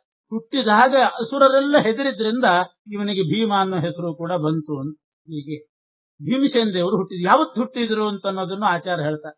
ಯುಧಿಷ್ಠಿರ ಹುಟ್ಟಿದ ಮೇಲೆ ಪಾಂಡು ಸಮಾಲೋಚನೆ ಮಾಡಿದ, ವಾಯುದೇವರನ್ನು ಕರಿ ಅಂತ ಹೇಳಿದ, ಭೀಮ ಹುಟ್ಟಿದ. ಆದ್ರೆ ಭೀಮ ಹುಟ್ಟಿದ ಯಾವ? ದುರ್ಯೋಧನ ಹುಟ್ಟಿದ ಮಾರನೇ ದಿವಸನೇ ಭೀಮ ಹುಟ್ಟಿದನ. ದುರ್ಯೋಧನ ಹುಟ್ಟಿದ ಮರ ದಿವಸನೇ ಅವನ ಕಲಿಯನ್ನು ಕೊಲ್ಲಿಕ್ಕೆ ನಾನಿದ್ದೀನಿ ಅಂತ ಮಾರನೇ ದಿವಸನೇ ಭೀಮಸೇನ ದೇವರು ಹುಟ್ಟಿದ್ದಾರೆ. ಅವರ್ಧತಾತ್ರೈವ ವೃಕೋಧರೋ ವನೆ ಮುದಂ ಸುರಾಣಾಮಧಿಕಂ ಪ್ರವರ್ಧಯನ್ ತದೈವ ಶೇಷೋ ಹರಿಣೋದಿತೋ ವಿಶತ್ ಗರ್ಭಂ ಸುತಾಯ ಅಪಿ ದೇವಕಸ್ಯ. ಭೀಮ ಹುಟ್ಟಿ 2 ತಿಂಗಳಾದ್ಮೇಲೆ ಬಲರಾಮ ಹುಟ್ಟಿದ್ನಂತ. ಅಲ್ಲಿ ಕೃಷ್ಣಾವತಾರಕ್ಕೆ ಹೋಗಿ ಭೀಮಸೇನ ದೇವರು ಹುಟ್ಟಿದ್ರು. 2 ತಿಂಗಳಿದ್ದಾಗ ಅಲ್ಲಿ ಬಲರಾಮ ಹುಟ್ಟಿದ್ದ. ಬಲರಾಮನಿಗಿಂತ ಮುಂಚೆ 6 ಮಕ್ಕಳನ್ನ ಕೊಂದದ್ದು ಹೇಳಿಬಿಟ್ಟಿದ್ದ. 6 ಮಕ್ಕಳನ್ನ ಕಂಸ ಕೊಂದಿದ್ದ. ಆಮೇಲೆ ಇಲ್ಲಿ ಗಾಂಧಾರಿ ಗರ್ಭಿಣಿ ಆದ್ಲು. ಇಲ್ಲಿ ಕುಂತಿಯಲ್ಲಿ ಯುಧಿಷ್ಠಿರ ಹುಟ್ಟಿದ. ಆಮೇಲೆ ಗಾಂಧಾರಿಯ ಇದರಿಂದ ಗರ್ಭದವನು ದುರ್ಯೋಧನ ಹುಟ್ಟಿದ. ದುರ್ಯೋಧನ ಮಾರನೇ ದಿವಸ ಕುಂತಿಯಿಂದ ಭೀಮಸೇನ ದೇವರು ಹುಟ್ಟಿದ್ರು. ಭೀಮ ಹುಟ್ಟಿ 2 ತಿಂಗಳಾದ ಮೇಲೆ ಬಲರಾಮ ಹುಟ್ಟಿದ. ಬಲರಾಮ ಹೇಗೆ ಹುಟ್ಟಿದ ಅಂತಂದ್ರೆ, ದೇವಕಿ ಗರ್ಭದಲ್ಲಿ 3 ತಿಂಗಳಿದ್ನಂತೆ, ರೋಹಿಣಿ ಗರ್ಭದಲ್ಲಿ 7 ತಿಂಗಳಿದ್ನಂತೆ. ಇದೊಂದು ವಿಚಿತ್ರ ಜನನ. ಹುಟ್ಟಿದ ಮೇಲೆ ಅಲ್ಲೊಂದಿಷ್ಟು ದಿವಸ, ಇಲ್ಲೊಂದಿಷ್ಟು ದಿವಸ, ಅಥವಾ ವಯಸ್ಸಾದ ಮೇಲೆ ಆ ಮಗನ ಹತ್ರ 1 ತಿಂಗಳಿರ್ತೇನೆ, ಈ ಮಗನ ಹತ್ರ 1 ತಿಂಗಳಿರ್ತೇನೆ, ಹೆಣ್ಣು ಮಕ್ಕಳ ಮನೇಲಿ 1 ತಿಂಗಳಿರ್ತೇನೆ ನಿಂತಿರ್ತಾರೆ. ಇವನು ಬಲರಾಮ ಹುಟ್ಟೋದಕ್ಕಿಂತ ಮುಂಚೆನೆ 3 ತಿಂಗಳು ದೇವಕಿ ಗರ್ಭದಲ್ಲಿ, 7 ತಿಂಗಳು ರೋಹಿಣಿ ಗರ್ಭದಲ್ಲಿ ಇದ್ನಂತೆ. ಅದೊಂದು ವಿಚಿತ್ರ. ದುರ್ಗಾದೇವಿ ಮಾಡಿದ ಕೆಲಸ. ಪರಮಾತ್ಮನ ಆಜ್ಞೆಯಿಂದ ದುರ್ಗಾದೇವಿ ಹಾಗೆ ಮಾಡಿದ್ಲಂತೆ. ಸತತ್ರ ಮಾಸತ್ರಯಮುಷ್ಯ ದುರ್ಗಯ ಅಪವಾಹಿತೋ ರೋಹಿಣಿ ಗರ್ಭಮಾಶು ನಿಯುಕ್ತಯ ಕೇಶವೇನಾಥ ತತ್ರ ಸ್ಥಿತ್ವಾ ಮಾಸಾನ್ ಸಪ್ತಜಾತ ಪೃಥಿವ್ಯಾಂ. ಅಂತೂ ಭೀಮ 2 ತಿಂಗಳಾದಾಗ ಅಲ್ಲಿ ರೋಹಿಣಿ ಮಗನಾಗಿ ಬಲರಾಮ ಹುಟ್ಟಿದ್ದಾನೆ. ರೋಹಿಣಿ ಯಾರು ಅದು ಹೇಳಿದ್ದೀನಿ ಮೊನ್ನೆ. ರೋಹಿಣಿ ಯಾರು ಅಂತಂದ್ರೆ ಆಚಾರ್ಯ ಹೇಳಿದ್ದಾರೆ, ಕಶ್ಯಪ ಋಷಿಗಳು ವಸುದೇವನಾಗಿದ್ದಾಗ ಆ ಕಶ್ಯಪರ ಹೆಂಡಂದ್ರಿಬ್ಬರಿದ್ರು, ಅದಿತಿ ಮತ್ತು ಸುರಭಿ. ಅದಿತಿ ದೇವಕಿ ಆದ್ಲು, ಸುರಭಿ ಅನ್ನೋ ಹೆಂಡತಿನೇ ರೋಹಿಣಿಯಾಗಿ ಹುಟ್ಟಿದ್ಲು. ಆದ್ರೆ ರೋಹಿಣಿ ನಂದಗೋಕುಲದಲ್ಲಿದ್ಲು. ರೋಹಿಣಿ ದೇವಕಿ ಮಾತ್ರ ಮಧುರೆಯಲ್ಲಿದ್ದಂತೆ. ಗರ್ಭಿಣಿಯಾದಾಗ ಕಂಸ ಯಾರು ಗರ್ಭಿಣಿಯಾಗಿದ್ರೋ ಅವರನ್ನು ಮಾತ್ರ ವಸುದೇವನ ಹತ್ರ ಇಟ್ಟು ಉಳಿದವ್ರನ್ನೆಲ್ಲ ಆಚೆ ಕಳಿಸಿಬಿಡ್ತಿದ್ನ. ಯಾಕೆ ಅಂತಂದ್ರೆ ಎಲ್ಲಿಯಾದ್ರೂ ಮುಂದೆ ಆ ವಸುದೇವ ಮಕ್ಕಳನ್ನ ಹಗರಣ ಮಾಡ್ತಾನೇನೋ ಅಂತ ಪೂರ್ವಾಲೋಚನೆ ಮಾಡಿ ಮೊದಲೇ ಉಪಾಯ ಮಾಡಿ ರೋಹಿಣಿ ಅವ್ರನ್ನೆಲ್ಲ ದೂರ ಇಟ್ಟು, ಅವಳು ಗರ್ಭಿಣಿಯಾಗಿದ್ಲು, ಆ ಕಡೆ ಇಟ್ಟು ದೇವಕಿಯನ್ನು ಮಾತ್ರ ಇಲ್ಲಿ ಇಟ್ಟಿದ್ನಂತೆ. ಎಲ್ಲಿಯಾದ್ರೂ ಮಕ್ಕಳನ್ನ ಆಚೀಚೆ ಮಾಡಿಬಿಟ್ರೆ ನನಗೆ ಮೃತ್ಯು ಆಗುವ ಮಗು ಉಳಿತದೆ, ಇನ್ಯಾವುದೋ ಸತ್ತು ಹೋಗ್ತದೆ ಅಂತ ಹೇಳಿ ಹಾಗೆ ಉಪಾಯ ಮಾಡಿದ್ದ. ಪರಮಾತ್ಮ ಅದಕ್ಕಿಂತಲೂ ಮೇಲುಪಾಯ ಮಾಡಿ. ಕನ್ನಡದಲ್ಲಿ ಒಂದು ಗಾದೆ ಹೇಳ್ತಾರೆ, ನೀ ಚಾಪೆ ಕೆಳಗೆ ತೂರಿದ್ರೆ ನಾ ರಂಗೋಲಿ ಕೆಳಗೆ ತೂರ್ತೀನಿ ಅಂತ. ಹಂಗೆ ಚಾಪೆ ಕೆಳಗೆ ತೂರುವಷ್ಟು ಉಪಾಯ ಅವನು ಮಾಡಿದ್ರೆ ರಂಗೋಲಿ ಕೆಳಗೆ ತೂರಿದನಂತೆ ಪರಮಾತ್ಮ. ಅದಕ್ಕೇನ್ ಮಾಡಿದ ಭಗವಂತ? ದುರ್ಗೆಗೆ ಅಪ್ಪಣೆ ಮಾಡಿದ, ರೋಹಿಣಿಯನ್ನ ದೂರ ಇಟ್ಟಿದ್ದಾನೆ. ಇಲ್ಲಿ ದೇವಕಿಯನ್ನಿಟ್ಟಿದ್ದಾನೆ. ದೇವಕಿ ಗರ್ಭವನ್ನ ನೀನ್ ತಗೊಂಡು ಹೋಗಿ ರೋಹಿಣಿ ಹೊಟ್ಟೆಯಲ್ಲಿ ಇಟ್ಟುಬಿಡು, ಅಲ್ಲಿ ಬಲರಾಮ ಹುಟ್ಲಿ. ಇಲ್ದಿದ್ರೆ ಅದು ಗೊತ್ತಾಗುದಿಲ್ಲ. ಆ ರೀತಿ ಮಾಡಿ ಪರಮಾತ್ಮ ಹೇಳಿ ಅಲ್ಲಿ ಬಲರಾಮ ಹುಟ್ಟಿದ್ದಾನೆ. ಭೀಮಸೇನ ದೇವರು 2 ತಿಂಗಳಿವರಿದ್ದ. ಅವನಿಗೆ ಹೆಸರಿಡುವಾಗ ಬಲ ಅಂತ ಹೆಸರು ಬಂತು. ಯಾಕೆಂದ್ರೆ ಬಲಾಢ್ಯ ಸ ನಾಮತೋ ಬಲದೇವೋ ಬಲಾಢ್ಯ. ಹಾಗಿದ್ರು ಶೇಷದೇವರ ಅವತಾರ. ಶೇಷದೇವರು ಮಹಾಬಲಿಷ್ಠರು. ಎಂಥ ಬಲ ಅಂತ ಗೊತ್ತಿದೆ ಶೇಷದೇವರಿಗೆ. ಇಡೀ ಭೂಮಂಡಲವನ್ನ ತಲೆ ಮೇಲೆ ಹೊತ್ತಿದ್ದಾರಂತೆ ಶೇಷದೇವರು. 1000 ಹೆಡೆ, ಸಹಸ್ರ ಫಣ, 1000 ಹೆಡೆಯಲ್ಲಿ ಒಂದೇ ಒಂದು ಹೆಡೆಯಲ್ಲಿ ಇಡೀ ಭೂಮಂಡಲ ಹೊತ್ತಿದ್ದಾರಂತೆ ಶೇಷದೇವರು. 1000 ಹೆಡೆ ಪೈಕಿ ಒಂದೇ ಹೆಡೆಯಲ್ಲಿ ಭೂಮಂಡಲ ಹೊತ್ತಿದ್ದಾರೆ. ಅದು ಹೇಗೆ ಹೊತ್ತಿದ್ದಾರೆ ಅಂತಂದ್ರೆ ನನು ಸರ್ಷಪಾಯತಿ, ಶೇಷದೇವರ ಒಂದು ಹೆಡೆ ಮೇಲೆ ಸಪ್ತ ಕುಲಾಚರಗಳು, ಎಲ್ಲಾ ಪರ್ವತ ಇವುಗಳಿಂದ ಕೂಡಿದಂತಹ ಈ ಭೂಮಂಡಲ ಶೇಷದೇವರ ಹೆಡೆ ಮೇಲೆ ಒಂದು ಸಾಸಿವೆ ಕಾಳಿದ್ದಾಗಿದೆಯಂತೆ. ಬರೇ ಸಾಸಿವೆ ಕಾಳಿದ್ದಾಗಿ. ತಲೆ ಮೇಲೆ ಸಾಸಿವೆ ಕಾಳಿದ್ರೆ ಯಾರಿಗಾದ್ರೂ ಗೊತ್ತಾಗ್ತದೇನು? ಭಾರ ಅಂತ ಅನಿಸ್ತದೇನು? ಮಂತ್ರಾಕ್ಷತೆ ಇಷ್ಟಿಷ್ಟಿದ್ರೆ ಗೊತ್ತಾಗುವುದಿಲ್ಲ. ಇನ್ನು ಸಾಸಿವೆ ಕಾಳಿದ್ರೆ ಏನ್ ಅನಿಸ್ತದೆ? ತಲೆ ಮೇಲೆ ಒಂದು ಸಾಸಿವೆ ಕಾಳಿದ್ರೆ ಏನೂ ಭಾರ ಅಂತ ಅನಿಸೋದಿಲ್ಲ, ಇದೆಯೋ ಇಲ್ಲೋ ಅಂತಲೇ ಗೊತ್ತಾಗೋದಿಲ್ಲ. ಆ ರೀತಿ ಶೇಷದೇವರ 1000 ಹೆಡೆ ಪೈಕಿ ಒಂದು ಹೆಡೆ ಮೇಲೆ ಇಡೀ ಭೂಮಂಡಲ ನಿಂತಿದೆ. ಶೇಷದೇವರಿಗೆ ಅದರದ್ದು ಯೋಚನೆನೇ ಇಲ್ಲ. ಅಂಥ ಶಕ್ತಿ ಶೇಷದೇವರದ್ದು. ಅಂಥ ಶೇಷನೇ ಬಲರಾಮನಾಗಿ ಹುಟ್ಟಿದ್ರಿಂದ ಸ ನಾಮತೋ ಬಲದೇವೋ ಬಲಾಢ್ಯ ಬಭೂವ ತಸ್ಯಾನು ಜನಾರ್ದನ ಪ್ರಭು ಆವಿರ್ಬಭೂವಾಖಿಲ ಸದ್ಗುಣೈಕ ಪೂರ್ಣ ಸುತಾಯಾಮಿಹ ದೇವಕಸ್ಯ. ಆಮೇಲೆ ಶ್ರೀಕೃಷ್ಣ ಅಲ್ಲಿ ಅವತಾರ ಮಾಡಿದ್ದಾನೆ. ದೇವಕಿ ಬಲರಾಮ ಹುಟ್ಟಿದ ನಂತರದಲ್ಲಿ ಶ್ರೀಕೃಷ್ಣ ದೇವಕಿ ಗರ್ಭದಲ್ಲಿ ಪ್ರವೇಶ ಮಾಡಿ 7.5 ತಿಂಗಳಿದ್ದಂತೆ. 7.5 ತಿಂಗಳು ದೇವಕಿ ಗರ್ಭದಲ್ಲಿದ್ದು ಅಲ್ಲಿಂದ ತಾನು ಅವತಾರ ಮಾಡಿ ನಂದಗೋಕುಲಕ್ಕೆ ಹೋಗಿ ಅಲ್ಲಿ ಲೀಲೆ ತೋರಿಸ್ತಾ ಇದ್ದಾನೆ. ಪೂತನೆಯನ್ನು ಸಂಹಾರ ಮಾಡಿದ, ಶಕಟಾಸುರನನ್ನು ಸಂಹಾರ ಮಾಡಿದ. ಇಷ್ಟೆಲ್ಲ ಆಯ್ತು ಕೃಷ್ಣನ್ ಲೀಲೆ. ಶಕಟಾಕ್ಷ ಅನ್ನುವ ಅಸುರನನ್ನು ಸಂಹಾರ ಮಾಡಿ ಅಲ್ಲಿ ನಂದಗೋಕುಲದಲ್ಲಿ ಬೆಳೀತಾ ಇದ್ದಾನೆ. ವಿವರ್ಧಮಾನೆ ಲೋಕದೃಷ್ಟೈವ ಕೃಷ್ಣೇ ಪಾಂಡು ಪುನಃ ಪ್ರಾಹ ಪೃಥಾಮಿದಂ ವಚಃ. ಭೀಮ ಹುಟ್ಟಿ ಆಯ್ತು, ಆಮೇಲೆ ಬಲರಾಮ ಹುಟ್ಟಿದ. ಅಲ್ಲಿ ಕೃಷ್ಣನೂ ಅವತಾರ ಮಾಡಿದ. ನಂದಗೋಕುಲದಲ್ಲಿ ಪೂತನಾ ಜೀವಿತಾಹಾರಿಯಾಗಿ ಶಕಟಾಸುರ ಭಂಜನನಾಗಿ ಬೆಳೀತಾ ಇರುವಾಗ ಇಲ್ಲಿ ಪಾಂಡುರಾಜ ಮತ್ತೆ ಕುಂತಿದೇವಿ ಹತ್ರ ಬಂದನು. ಕುಂತಿ ಹತ್ರ ಮತ್ತೆ ಹೇಳ್ತಿದ್ದಾನೆ, ಕುಂತಿ ಮತ್ತೊಬ್ಬರನ್ನಾರನ್ನಾದ್ರೂ ಕರಿ ನಿಯೋಗ ಪದ್ಧತಿಯಿಂದ ಅಂದ. ಯಾಕೆ? ಇನ್ನೊಬ್ರು ಯಾಕೆ? ಯಾಯ್ತಲ್ಲ, ಇಬ್ಬರನ್ನ ಕರೆದಾಯ್ತು, ಇಬ್ರು ಹುಟ್ಟಿ ಆಯ್ತು. ಯುಧಿಷ್ಠಿರ ಮತ್ತು ಭೀಮ ಹುಟ್ಟಿ ಆಯ್ತು, ಇನ್ಯಾಕೆ? ಪಾಂಡುರಾಜ ಹೇಳ್ತಾನೆ, ಒಬ್ಬನು ಧರ್ಮಿಷ್ಠನಾದ ಮಗ ಹುಟ್ಟಿದ, ರಾಷ್ಟ್ರ ರಕ್ಷಣೆ ಮಾಡ್ಲಿಕ್ಕೆ ಬೇಕು. ಇನ್ನೊಬ್ಬ ಹುಟ್ಟಿದ ಬಲದ್ವಯಾಢ್ಯ ಹುಟ್ಟಿದ, ಜ್ಞಾನಬಲ ಬಾಹುಬಲ. ಜ್ಞಾನಬಲ ಬಾಹುಬಲ ಎರಡೂ ಬಲ ಇರತಕ್ಕಂಥ ಭೀಮಸೇನ ದೇವರು ಹುಟ್ಟಿದಾಯ್ತು. ಆದ್ರೂ ಇನ್ನೊಬ್ಬ ಬಲಾಢ್ಯ ಬೇಕು. ಯಾಕೆ ಅಂತಂದ್ರೆ ಈ ಬಲಾಢ್ಯನಾದಂಥ ಒಬ್ಬ ಮಗ ಶತ್ರುಗಳ ಜೊತೆಗೆ ಹೊರಗಡೆ ಯುದ್ಧ ಮಾಡ್ತಾ ಇದ್ದಾಗ ಇನ್ಯಾವುದಾದ್ರೂ ದೇಶದ ಶತ್ರುಗಳು ಇನ್ನೊಂದು ದಾರಿಯಿಂದ ಒಳಗಡೆ ನುಗ್ಗಿಬಿಟ್ರೆ, ಆದ್ರಿಂದ ಹೊರಗಡೆ ಶತ್ರುಗಳ ಹತ್ರ ಹೊರಗಡೆ ಯುದ್ಧಕ್ಕೆ ಒಬ್ಬನು ಹೋದಾಗ ಒಳಗಡೆ ರಕ್ಷಣೆಗೋಸ್ಕರ ಇನ್ನೊಬ್ಬ ಬಲಾಢ್ಯ ಬೇಕು. ಧರ್ಮರಾಜ ಇದ್ದಾನೆ, ಅವನು ಧರ್ಮಿಷ್ಠ. ಆದ್ರಿಂದ ಬಲಾಢ್ಯರು ಇಬ್ರು ಇರಬೇಕು, ಒಬ್ರು ಹೊರಗೆ ರಕ್ಷಣೆಗೆ, ಇನ್ನೊಬ್ರು ಒಳಗಡೆ ರಕ್ಷಣೆಗೆ. ಆದ್ರಿಂದ ಭೀಮ ಇದ್ದಾನೆ, ಜ್ಞಾನಬಲ ಬಾಹುಬಲ ಇದೆ, ಅವನು ಹೊರಗಡೆ ರಕ್ಷಣೆ ಮಾಡುವಾಗ ಒಳಗಡೆ ಇರ್ಲಿಕ್ಕೆ ಇನ್ನೊಬ್ಬ ಬೇಕು, ಅಥವಾ ಅವನು ಒಳಗಡೆ ಇದ್ರೆ ಹೊರಗೆ ಹೋಗ್ಲಿಕ್ಕೆ ಇನ್ನೊಬ್ಬ ಬೇಕು. ಆದ್ರಿಂದ ಮತ್ತೊಬ್ಬ ಬಲಾಢ್ಯನನ್ನ ಯಾರನ್ನಾದ್ರೂ ಮಕ್ಕಳನ್ನ ಪಡಿ, ಮಗನನ್ನಾಗಿ ಪಡಿ, ಅದಕ್ಕಿನ್ಯಾವುದಾದ್ರೂ ದೇವತೆಯನ್ನ ಕರಿ. ಕುಂತಿಗೆ ಅದು ಹೌದು, ಇದು ನ್ಯಾಯ. ರಾಷ್ಟ್ರ ರಕ್ಷಣೆ ಆಗ್ಬೇಕಾದ್ರೆ ಇಷ್ಟೆಲ್ಲ ಯೋಚನೆ ಮಾಡ್ಬೇಕು, ಯಾರನ್ನು ಕರಿಬೇಕು. ಆಗ ಹೇಳ್ತಾ ಇದ್ದಾನೆ, ಪರಮಾತ್ಮನನ್ನಂತೂ ಕರಿಲಿಕ್ಕೆ ಸಾಧ್ಯ ಇಲ್ಲ, ನಿನಗೆ ಮಾವನಾಗಿ ಬಿಟ್ಟು. ಪರಮಾತ್ಮ ಬಿಟ್ರೆ ಅನಂತರ ಸ್ಥಾನ ವಾಯುದೇವರದ್ದು, ವಾಯುವನ್ನು ಕರೆದಾಯ್ತು. ಶೇಷದೇವರನ್ನು ಕರಿಬಹುದು. ಶೇಷದೇವರಿಗೆ ಅವತಾರ ಇದೆ ಇಲ್ಲ ಅಂತಲ್ಲ, ಕರಿಬಹುದು. ಆದ್ರೆ ಶೇಷಸ್ತವ ಭ್ರಾತೃಸುತೋಭಿಜಾತ, ಈಗಾಗಲೇ ಶೇಷದೇವರು ಭೂಮಿಯಲ್ಲಿ ಹುಟ್ಟಿ ಆಗಿದೆ. ಹುಟ್ಟಿದ್ರೇನಂತೆ ಇನ್ನೊಂದು ಅವತಾರ ಮಾಡಬಾರ್ದು ಅಂತೇನಿಲ್ಲ, ಅಥವಾ ಅವರು ಮತ್ತೆ ಬಂದು ಪುನಃ ನಿಯೋಗ ಪದ್ಧತಿಯಿಂದ ಮಕ್ಕಳನ್ನ ಪಡಿಬಾರ್ದು ಅಂತೇನಿಲ್ಲ. ಆದರೆ ಶೇಷ ಏನಾಗಿ ಹುಟ್ಟಿದ್ದಾನೆ? ಬಲರಾಮನಾಗಿ ಹುಟ್ಟಿದ್ದ. ಬಲರಾಮ ಅಂದ್ರೆ ಯಾರು? ವಸುದೇವನ ಮಗ. ಏನೇ ಆಗ್ಲಿ ವಸುದೇವನಿಗೆ ಹೆಂಡತಿನೇ ರೋಹಿಣಿ, ಆದ್ರಿಂದ ವಸುದೇವನ ಮಗನೇ ಬಲರಾಮ. ವಸುದೇವ ಕುಂತಿಗೆ ಏನಾಗಬೇಕು? ಕುಂತಿಗೆ ಅಣ್ಣ. ಕುಂತಿಗೆ ಅಣ್ಣ ವಸುದೇವ. ಕುಂತಿ ಪೂರ್ವದಲ್ಲಿ ಪೃಥಾ ಅಂತ ಅವಳ ಹೆಸರು. ಕುಂತಿ ಭೋಜರಾಜನ ಮನೆಯಲ್ಲಿ ಬೆಳೆದವಳು, ಹುಟ್ಟಿದ್ದು ಶೂರಸೇನನ ಮಗಳಾಗಿ. ಶೂರಸೇನ ರಾಜನ ಮಗನೇ ವಸುದೇವ, ಶೂರಸೇನನ ಮಗಳೇ ಕುಂತಿ, ವಸುದೇವನ ತಂಗಿ. ಆದ್ರಿಂದ ಬಲರಾಮನಿಗೆ ಕುಂತಿ ಏನಾದ್ಲು ಅಂತ ವಿಚಾರ ಮಾಡ್ತಾ ಇದ್ದಾನೆ ಪಾಂಡುರಾಜ. ಬಲರಾಮನಿಗೆ ಕುಂತಿ ಏನಾದ್ಲು? ಬಲರಾಮನ ತಂದೆ ವಸುದೇವ, ವಸುದೇವನ ತಂಗಿ ಕುಂತಿ. ಅಂದ್ರೆ ಬಲರಾಮನಿಗೆ ಕುಂತಿ ಸೋದರತ್ತೆ. ಸೋದರತ್ತೆಯಲ್ಲಿ ನಿಯೋಗ ಪದ್ಧತಿಯಿಂದ ಮಕ್ಕಳನ್ನು ಪಡೆಯೋದು ನಿಷಿದ್ಧ. ಹಾಗೆ ಮಾವ ಬಂದು ನಿಯೋಗ ಪದ್ಧತಿಯಿಂದ ಮಕ್ಕಳನ್ನು ಪಡೆಯೋದು ನಿಷಿದ್ಧವೋ ಅದರಂತೆ ಒಬ್ಬ ದೇವತೆನೇ ಆದರೂ ಕೂಡ ಆ ದೇವತೆ ಶೇಷನಿಗೆ ಕುಂತಿ ಸೋದರತ್ತೆ ಆಗಬೇಕು. ಆವಾಗ ಶೇಷ ಏನಾದ? ಸೋದರಳಿಯಾದ. ಸೋದರಳಿಯನನ್ನ ಆಹ್ವಾನ ಮಾಡಿ ಮಕ್ಕಳನ್ನು ಪಡೆಯೋದು ನಿಷಿದ್ಧ. ಆದ್ರಿಂದ ಶೇಷನನ್ನು ಕರೆಯೋ ಹಾಗಿಲ್ಲ ಅಂತ ಪಾಂಡುರಾಜ ಹೇಳಿದ. ಎಷ್ಟು ಧರ್ಮ ವಿಚಾರ ಮಾಡ್ತಿದ್ದಾರೆ ಅಂತ ಯೋಚನೆ. ಶೇಷನನ್ನು ಕರೆಯೋ ಹಾಗಿಲ್ಲ. ಹಾಗಾದ್ರೆ ಗರುಡ ದೇವರನ್ನು ಕರೆಯೋಣ. ಗರುಡನನ್ನು ಕರೆಯೋಣ ಅಂತಂದ್ರೆ ನವೈ ಸುಪರ್ಣ ಸುತದೋ ನರೇಶು ಪ್ರಜಾಯತೆ ಚಾಶಯತಸ್ತಥಾಜ್ಞಾ. ಪರಮಾತ್ಮ ಆಜ್ಞೆ ಮಾಡಿದ್ದಾನೆ, ಗರುಡ ದೇವರು ಭೂಮಿಯಲ್ಲಿ ಅವತಾರ ಮಾಡ್ಲಿಕ್ಕಿಲ್ಲ ಅಂತ. ಗಳನ್ನು ಪಡೆಯೋದು ಅಂದ್ರೇನು? ಆತ್ಮಾವೀ ಪುತ್ರನಾಮಾಸಿ ಅಂತ ಅವರೇ ಒಂದಂಶದಿಂದ ಹುಟ್ಟಬೇಕಾಗ್ತದೆ. ಆದ್ರಿಂದ ಗರುಡನಿಗೆ ಅವತಾರ ಇಲ್ಲ ಮತ್ತು ಮನುಷ್ಯರನ್ನು ಹುಟ್ಟಿಸುವಂತ ಆಜ್ಞೆನೂ ಪರಮಾತ್ಮಂದಿಲ್ಲ. ಮನುಷ್ಯರಲ್ಲಿ ಬಂದು ಯಾರಲ್ಲಿಯೂ ಮನುಷ್ಯರಲ್ಲಿ ಮಕ್ಕಳನ್ನು ಪಡಿಬಾರದು ಅಂತಿದೆ ಗರುಡ. ಆದ್ರಿಂದ ಗರುಡನನ್ನು ಕರೆಯೋ ಹಾಗಿಲ್ಲ. ಹಾಗ ರುದ್ರನ ಕರೆಯೋಣ. ಶೇಷ ಆಗೋದಿಲ್ಲ, ಗರುಡ ಆಗೋದಿಲ್ಲ. ರುದ್ರದೇವರನ್ನು ಕರಿಬಹುದು ಅಂತಂದ್ರೆ ಕರಿಬಹುದು. ಆದ್ರೆ ಈಗ ನಾವು ಯಾವುದಕ್ಕೋಸ್ಕರ ವಿಚಾರ ಮಾಡ್ತಾ ಇದ್ದೀವಿ? ರಾಷ್ಟ್ರದ ರಕ್ಷಣೆಗೋಸ್ಕರ ವಿಚಾರ ಮಾಡ್ತಾ ಇದ್ದೀವಿ.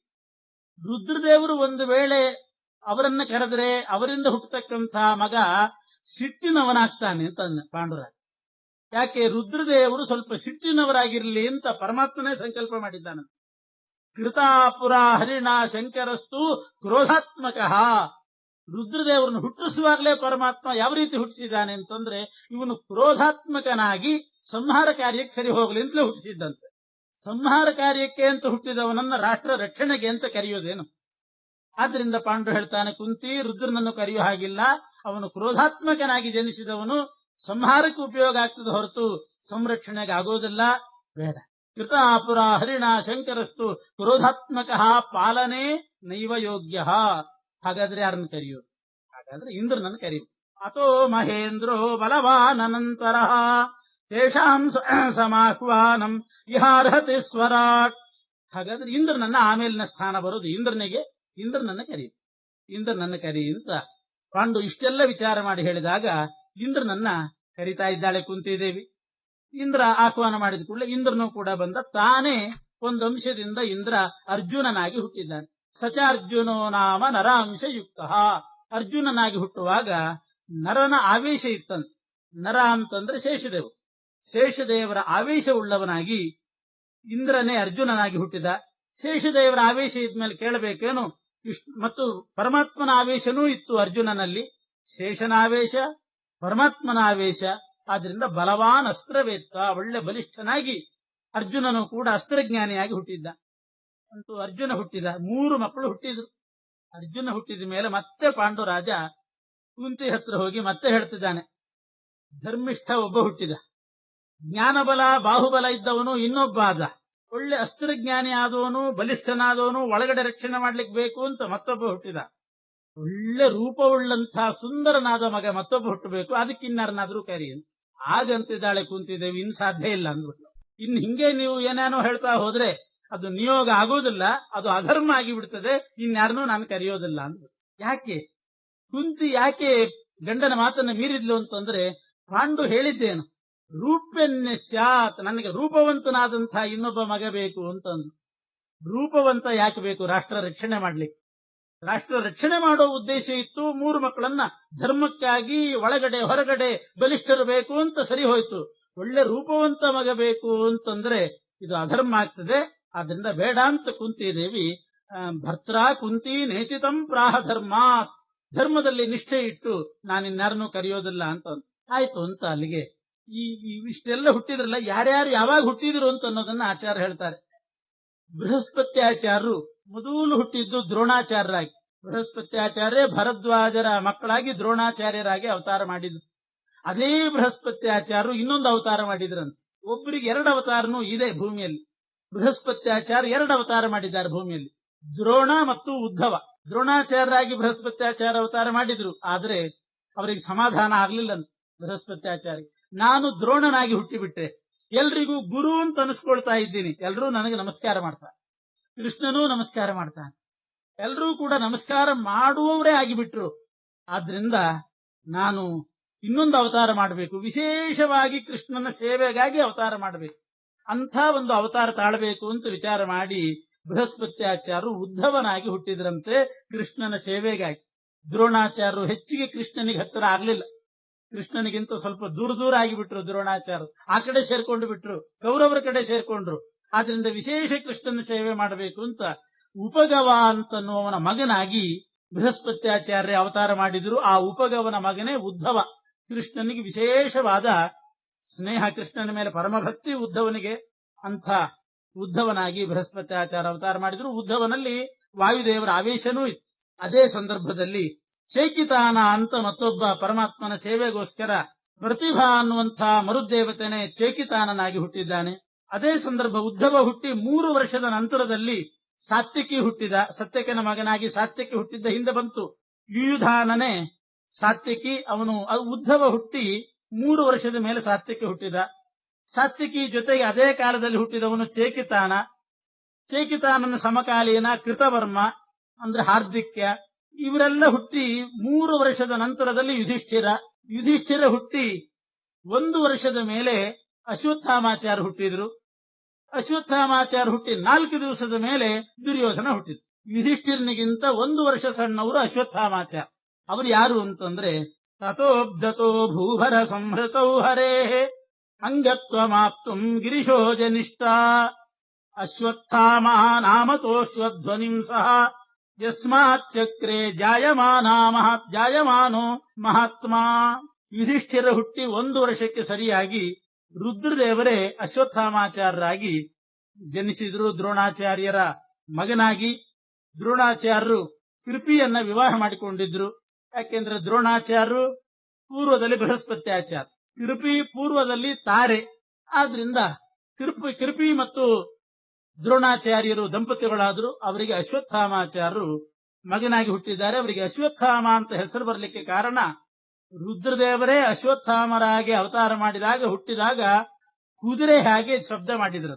ಕುದುರೆ ಕೂಗಿದ್ರಂತೆ ಕುದುರೆ ಕೆನೆಯೋದು ಅಂತಾರೆ. ಅಂಥ ಶಬ್ದ ಮಾಡಿದ್ರಿಂದ ಅವರಿಗೆ ಅಶ್ವತ್ಥಾಮ ಅಂತ ಹೆಸರು ಬಂತಂತೆ. ಅಶ್ವತ್ಥಾಮರು ಹುಟ್ಟಿ 4 ದಿವಸದ ನಂತರದಲ್ಲಿ ದುರ್ಯೋಧನ ಹುಟ್ಟಿದ.